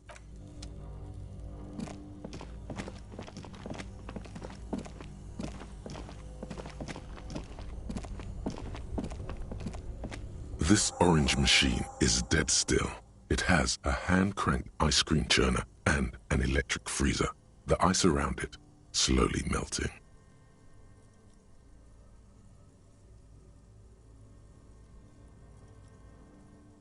Turning the crank feels oddly satisfying, like stirring your childhood dreams. In the distance, you hear water dripping. Both cables are unplugged from the breaker box. Somewhere in the dark, a giant electrical mammal stirs to life. Somewhere, a machine hums along with the current. This orange machine is buzzing like an old...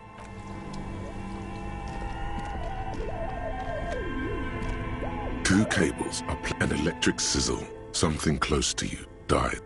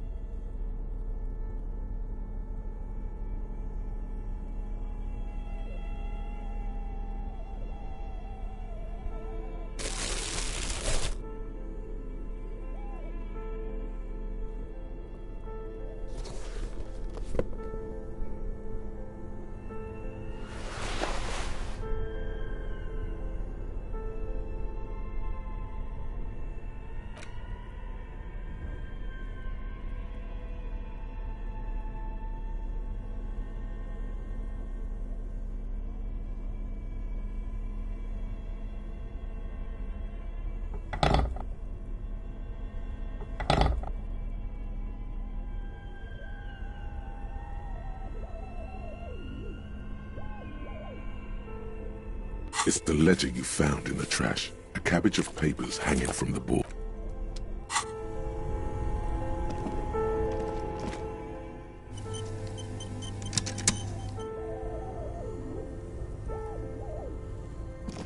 This orange machine is dead still. It has a hand-cranked ice cream churner and an electric freezer. The ice squeaks beneath your Kvalsund multi-tool. But your fingers slip away from the and it's already unplugged. There's not much else to do other than wait for it to defrost or bulk up and get stronger.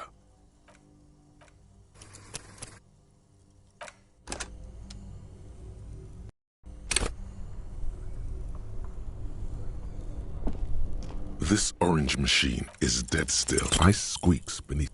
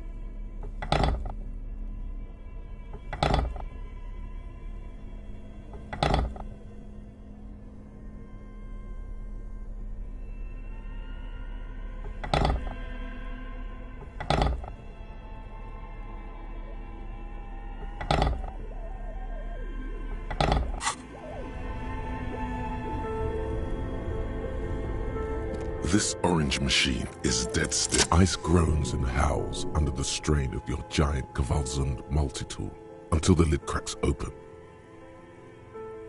Darkness lies inside, but you can faintly make out an object, intricate and foreign, left there for a sub-zero beauty sleep, a filament memory with the words "off-site copy" written. You gently lift the cube from its frosty bedding, careful not to damage it. We should take it back to Miss Lukanen killed as soon as possible. I'm not sure how well unused filaments tolerate room temperature. Yes, but aren't you curious to know what's on the precious filament? There's a radio computer upstairs.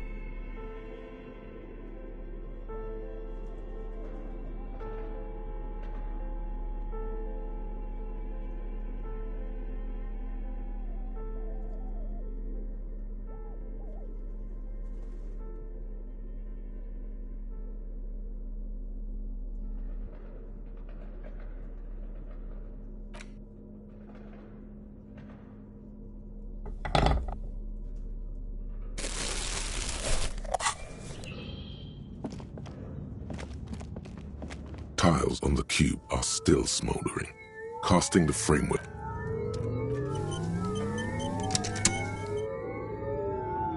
Tiles on the cube are still like a smooth draw. The filament slides into place. On the keyboard, the play key starts blinking. The speaker comes to life. Static seeps through the machine's planar magnet. Good afternoon. Please repeat. Is this the offside copy? Good. Please. No, that's not it.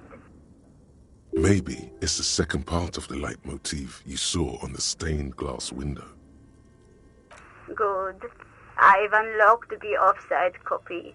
After ending the call, please press print to access the filament. Ka-ching. Fortress accident.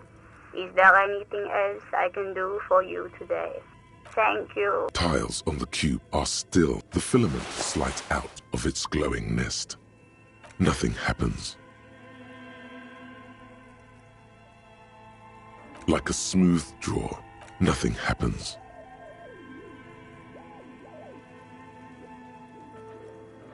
Nothing happens.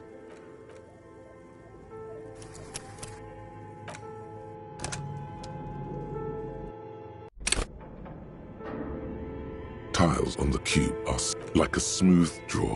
The filament slides into place.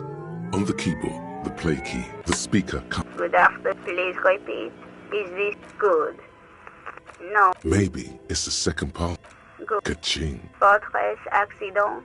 Is there anything else? Thank you. Tiles on the cube are still smoldering, casting the framework in a soft glow. Fluorescent play and print. It sounds like something cracks before the piece of paper starts filling up with pure black ink. Something's broken. Machines aren't supposed to behave like this. The filament slides out of its glowing nest. The paper is soaked with ink, its monochrome darkness spanning from margin to margin. It's not possible to make out any information.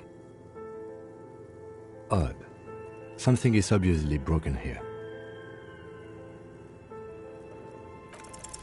A single speck of white shines out from the shade.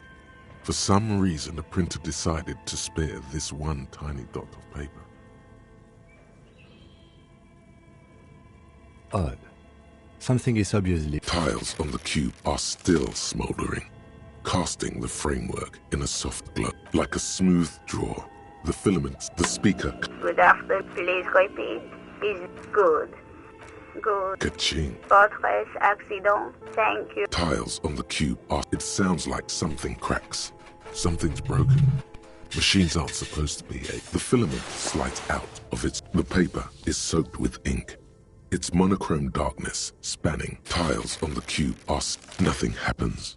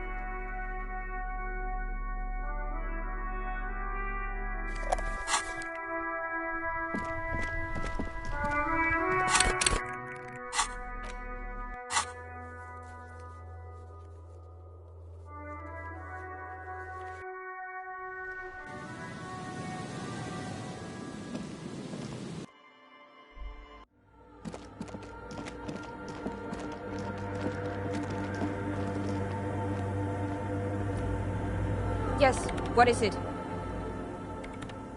Yes? Thanks. Looks like it's the one. Now I'm going to print it out to see what's left of it.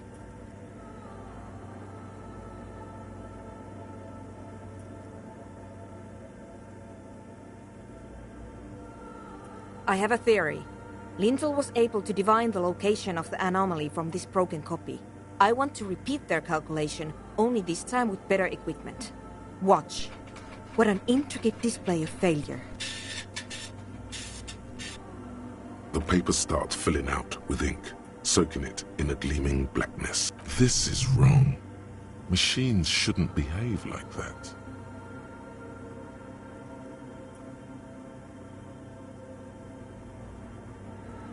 Sona doesn't reply, her hands running over the printout. She's looking for something. Here! I found it!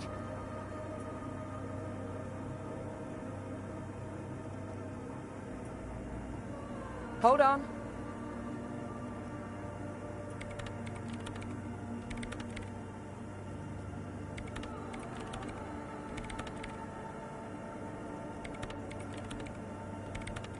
Shh. Just give me a second. I'm almost... I've never witnessed a programmer work before. Done. I've got it. I found the location of the anomaly.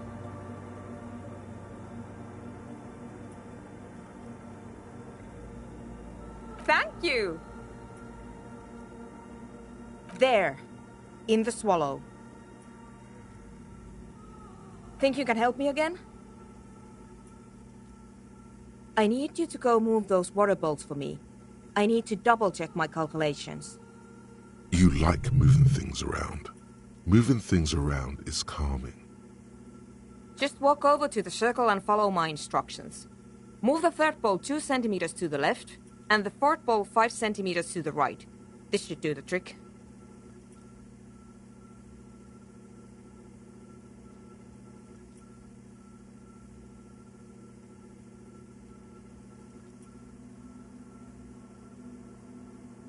Thanks.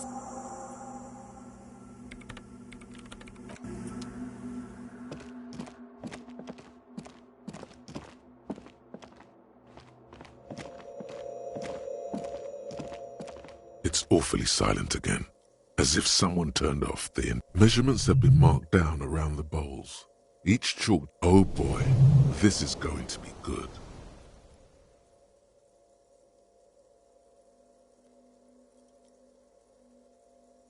It moves like a ghost without creating a single trace of sound. Some water spills out of the bowl, wetting the floor. The lead programmer sends you an encouraging thumbs up from across the hall.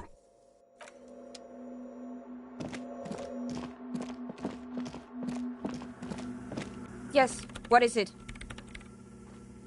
Great. Everything should be aligned now.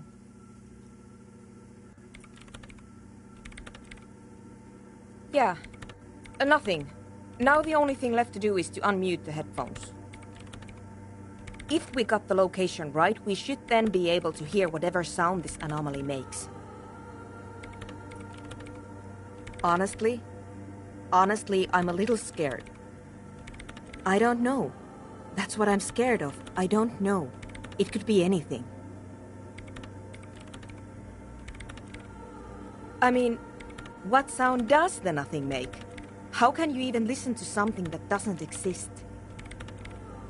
What if silence is only what surrounds it, but the swallow itself is...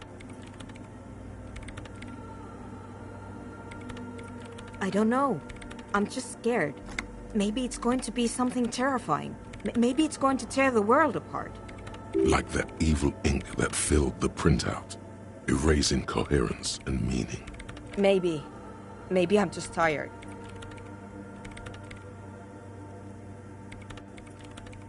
Yeah, you're right. Let's do it. The lieutenant takes a step back, and then nothing. Nothing happens as Sona Loken Kilda presses unmute on her keyboard. You can hear some small animal cross the floor in the chancel. It's that quiet in the sanctuary. She doesn't talk.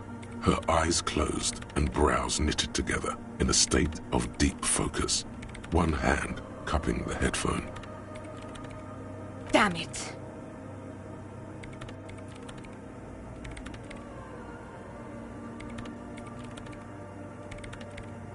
No, of course not.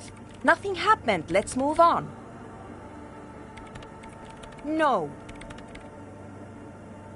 No. My hypothesis was wrong. According to this, I should have heard something, if I got the coordinates right. Like I said, silence is only what surrounds it. But this is just another failure. Silence sounds like silence. That's all it is. You can try on the headphones. See if you can hear anything. But don't get your hopes up. This can't be it. You should have a listen.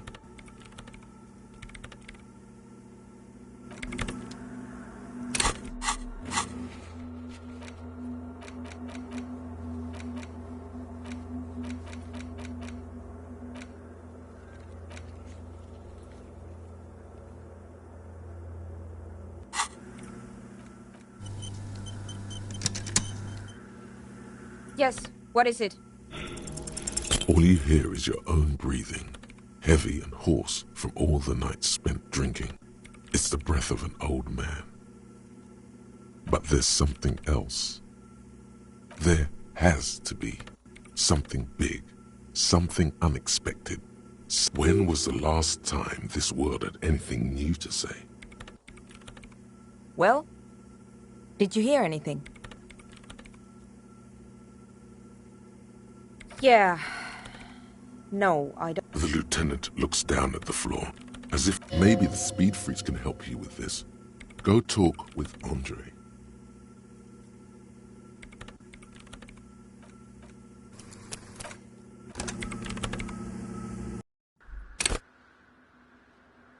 Yes, what is it? Everything disappears.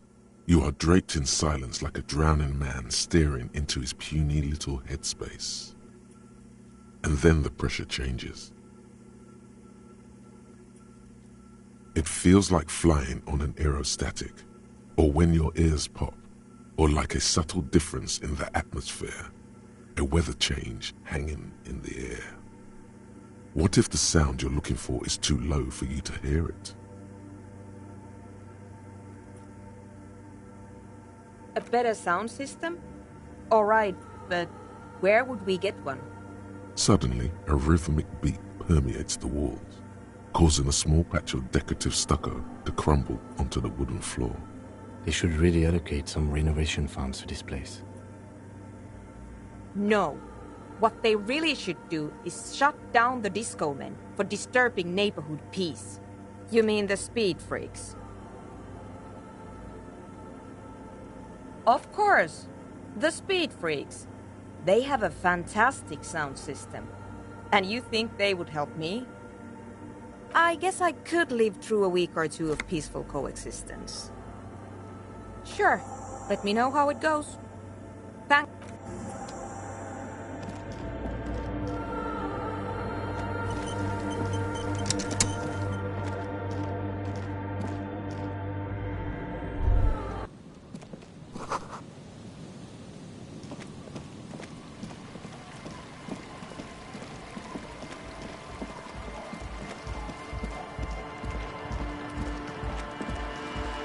Hello again.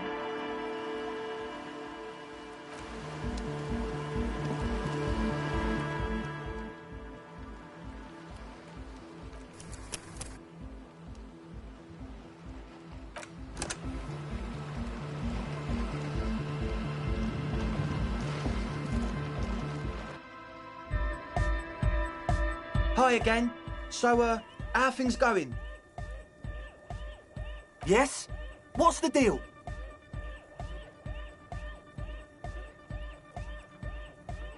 We are grateful, Copman.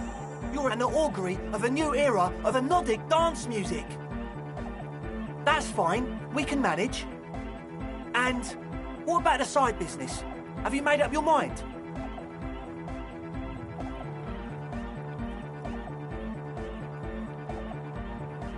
Oh man, really? You're a complete ballbuster. fine. We can make do. It's going to take us a bit to move our stuff inside. A couple of hours, maybe. Come check back later. Let's get moving.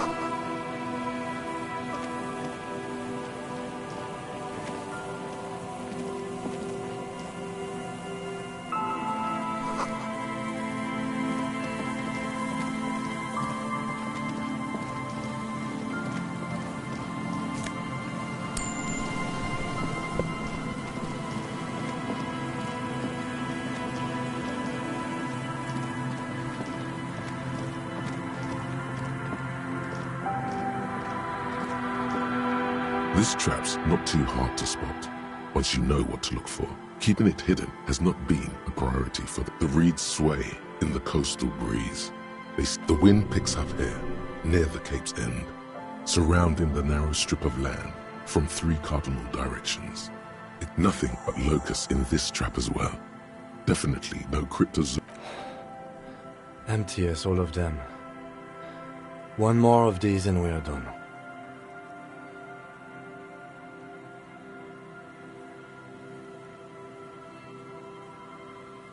No, I'm fine. I didn't mean to complain, it's just...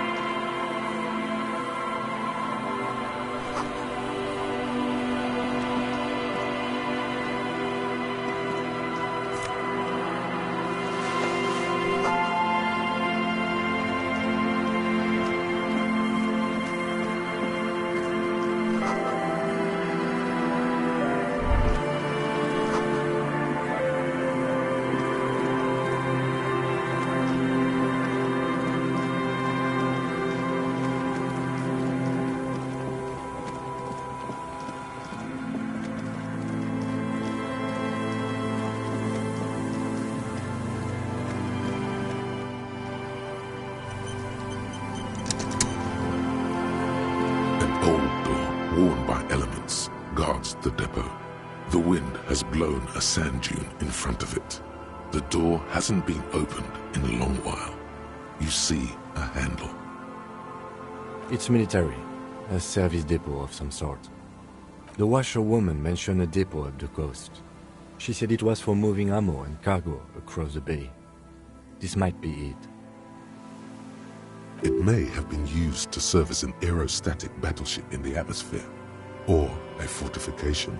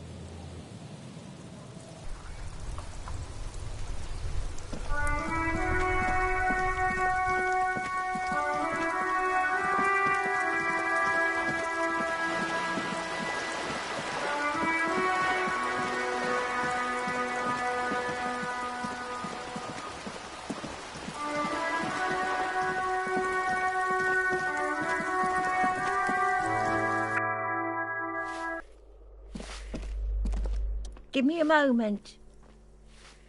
It's about Victor, isn't it? It's always about Victor with her. You'll find the Maisons in apartment 20 upstairs. It's one of those doors on the balcony.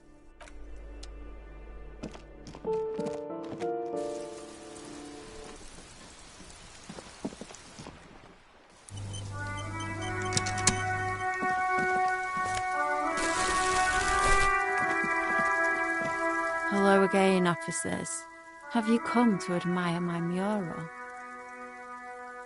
I don't believe it. I've never known those boys to have manners.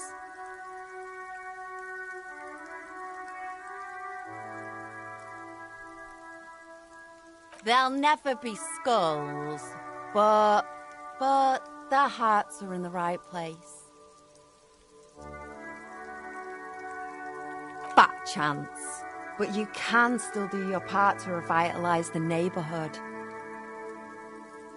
She throws you a conspiratorial glance, then presses her finger to her lips and squints up at the sky. Have you noticed the quiet? Every so often, you might hear a gunshot pierce the air somewhere in Jamrock. But in Martinez, no gunshots. No sirens. The people are languishing in boredom and complacency. This place is a sepulchre. We'll paint it red. We bring the raucous. You bring the sirens. She's making a valiant effort to come off as a nihilist, but she's really just an angry little commie. No wonder she was talking about the streets flowing red. That's what happened during the revolution. You got me, pig shit. I don't make for a very good skull. I like animals too much. Simians and pigs. But I'm still gonna write some damn good graffiti-o on this wall. Her voice sounds different when she speaks this candidly. Older somehow. What for?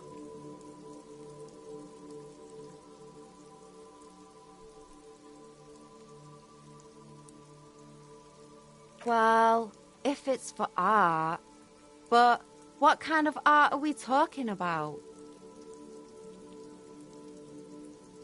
Let me stop you right there, Piggy.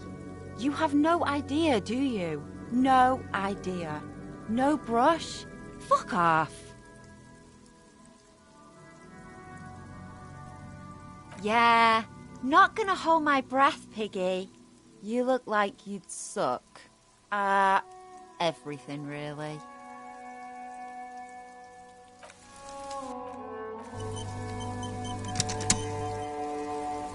Hello again, officers. Have you come to it? They do say the painter always paints his own portrait. That's pretty fucked up, even for you.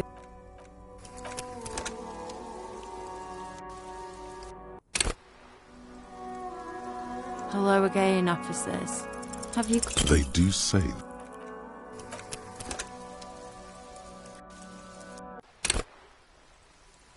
Hello again, officers. Have you... They do say...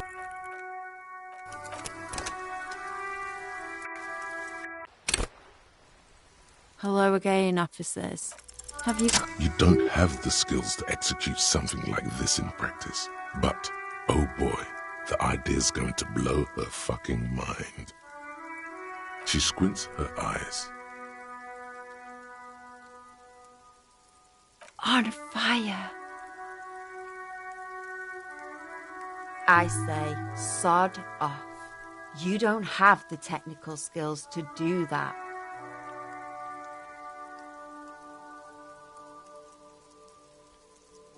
I like your idea. Should have thought of it myself. I don't need this kind of competition in my neighborhood.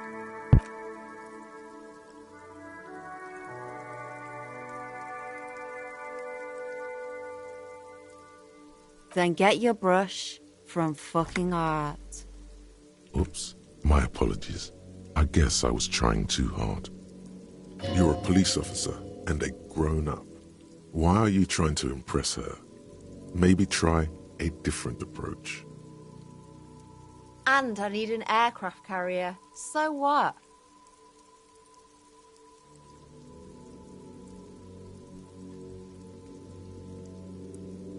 Have you got any kids? Because you sound like the world's saddest dad right now. But fine, take the brush. I'm all out of fuel oil anyway. You know what you've got in that fuel canister you scavenged from your Kanema? Red-dyed heavy fuel oil. Time to get to proper work, artiste.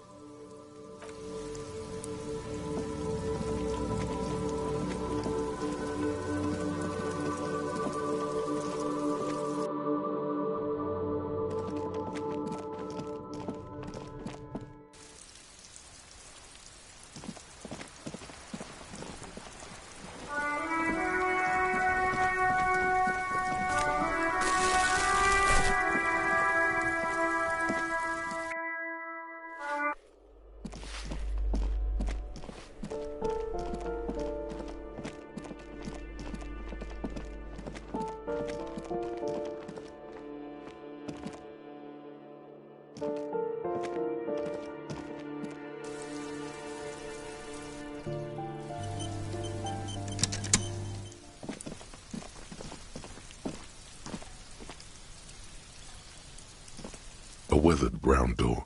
The number reads 20. Something smells good. Soup à l'oignon. The lieutenant motions to you to go ahead and knock. You're right. Let's talk this through. You hear light footsteps passing by the door and some folk music playing on the radio. We have our first preliminary identification.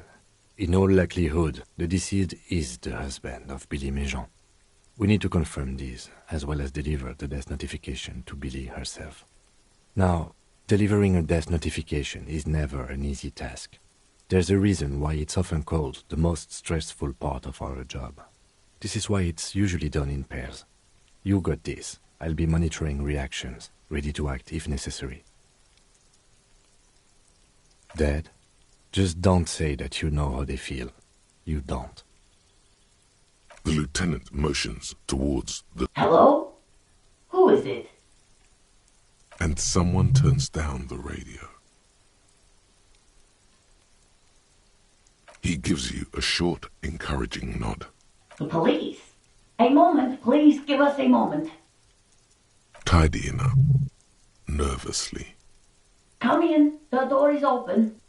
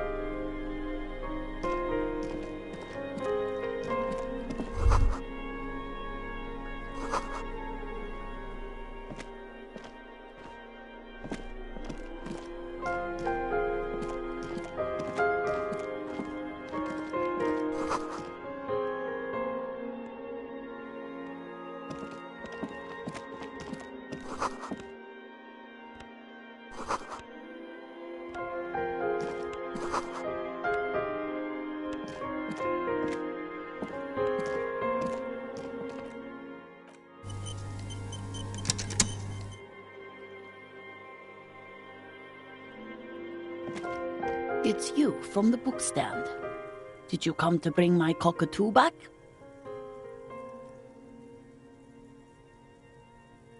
I don't think I introduced myself properly.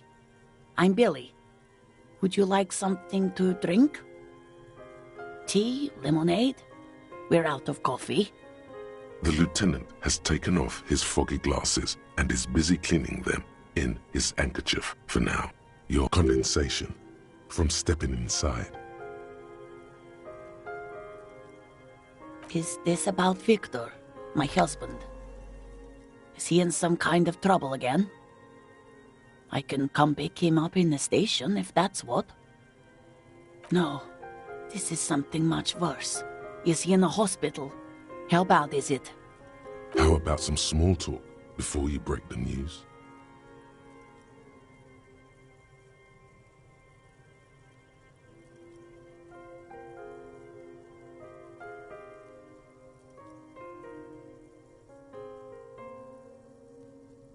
How have I been? You're not here to discuss me. What is this about, officer? Can't write a scene without knowing the actors. Ask more. Get comfortable around her. People got to eat. What is this about? Why are you suddenly asking me about my cooking? It's me, Victor, and the kids here. We have 2 daughters, Jenny and Jolie. The girls are staying at their friend's place tonight. And She swallows visibly. No. Vi, do you have any news?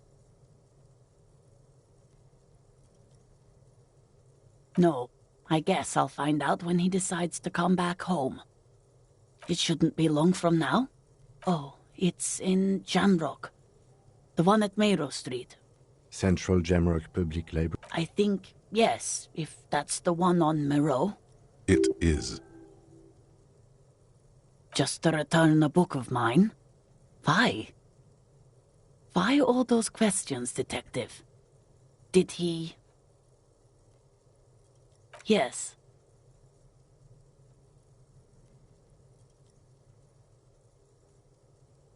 His old leather jacket.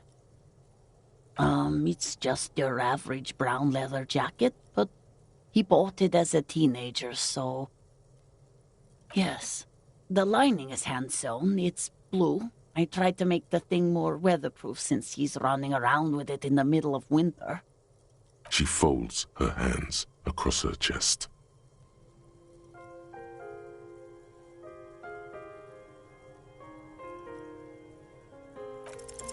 I don't want to.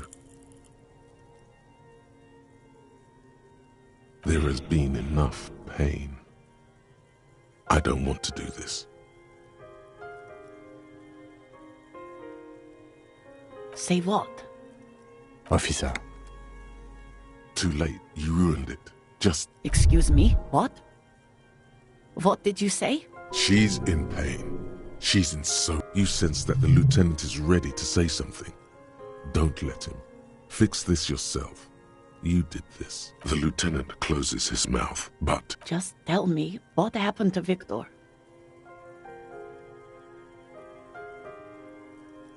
Where? Oh. Yes, I'm sorry, I just need a... I don't know what to say. I guess what I want to know is, how did he die? And you just found him there? How long had he been there? She doesn't reply. Her eyes well up with tears as she struggles to keep it together. You hear the clock ticking in the children's room.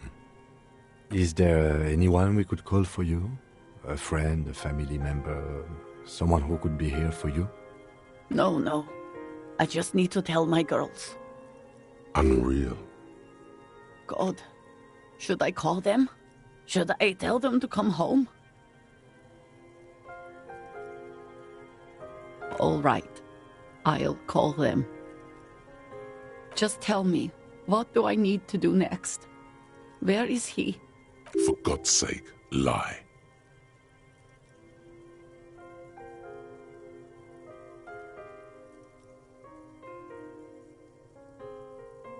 No, I meant, where is his body? He was taken to the city morgue. The local coroner will be contacting you shortly to arrange the funeral. Here's his number, in case you want to contact him earlier. Is there anything else that the RCM could do for you? No, I'll call you if something comes up. I'm still a bit... a brain condition.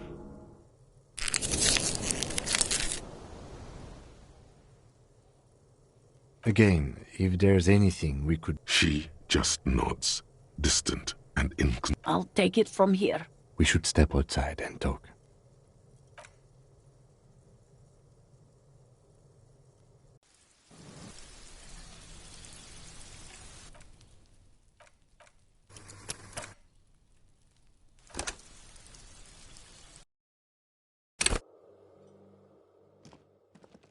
It's you. I don't think I introduced... The lieutenant, condensation, from stepping inside.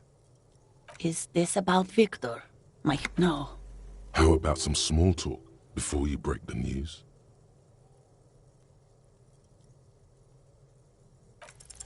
I don't want to.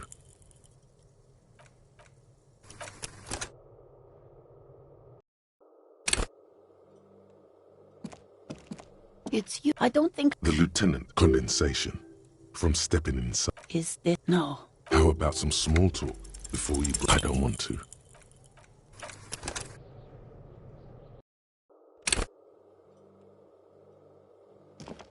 It's you. I don't think... The lieutenant, condensation.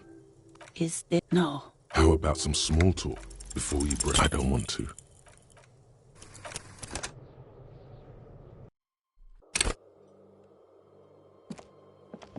It's you. I don't... The lieutenant, condensate. Is this... No. How about some small talk before you... I don't want to.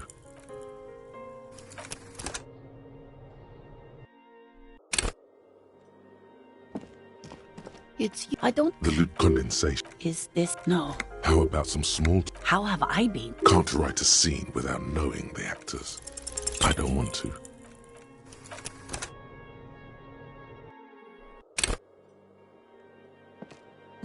It's you. I don't... The lieutenant, condensation. Is this a... No. How about some small talk before you... I don't want to.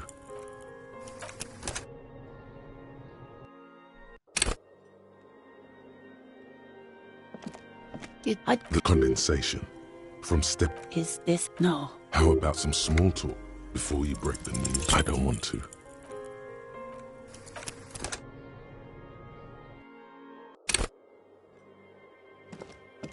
It's you. The condens... Is... No. How about some small talk before you break... I don't want to.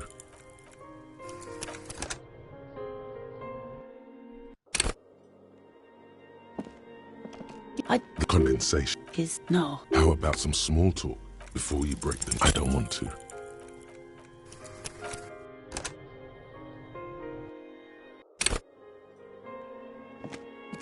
It's you. The condens... Is... No. How about some small talk before you break... I don't want to.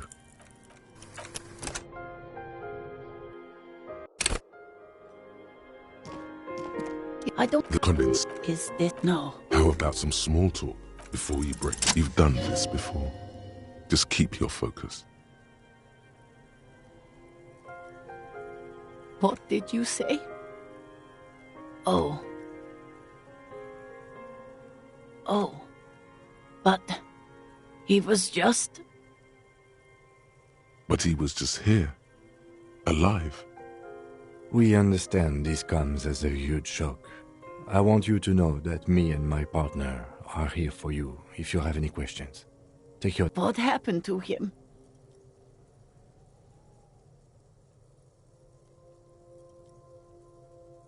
Was he drunk? I see. And you just found him there, lying in the cold. How long had he been there? If you say 2 days maybe, it will be etched in her mind forever. She blinks, eyes welling up with tears, as her hand starts searching for something from the pockets of the handkerchief.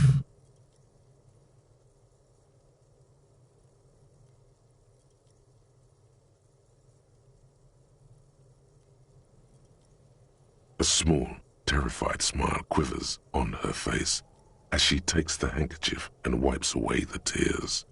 Is there anyone we could call for you? A friend, a family member, someone who could be here for you? No, no. I just need to tell my girls. Unreal. God. Should I call them? Should I tell them to come home? No. A day. Good. That's probably the right thing. Thank you. Just tell me, what do I need to do next? We've taken him to the city morgue. The local coroner will be contacting you shortly to arrange the funeral. Here's his number in case you want to contact him earlier. A very good call. Is there anything else that the RCM could do for you? No, I'll call you if something comes up. I'm still... Thank you. Thank you for telling me. I'll call if... We should step outside and talk.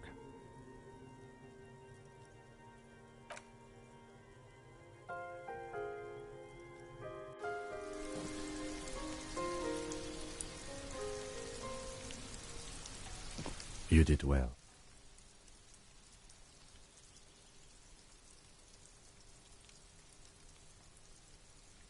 I'll call the station when we're finished with the day, and let them know the name of the deceased. They'll manage. That's it. We should get back to our case now that our duty here is done. Let's go.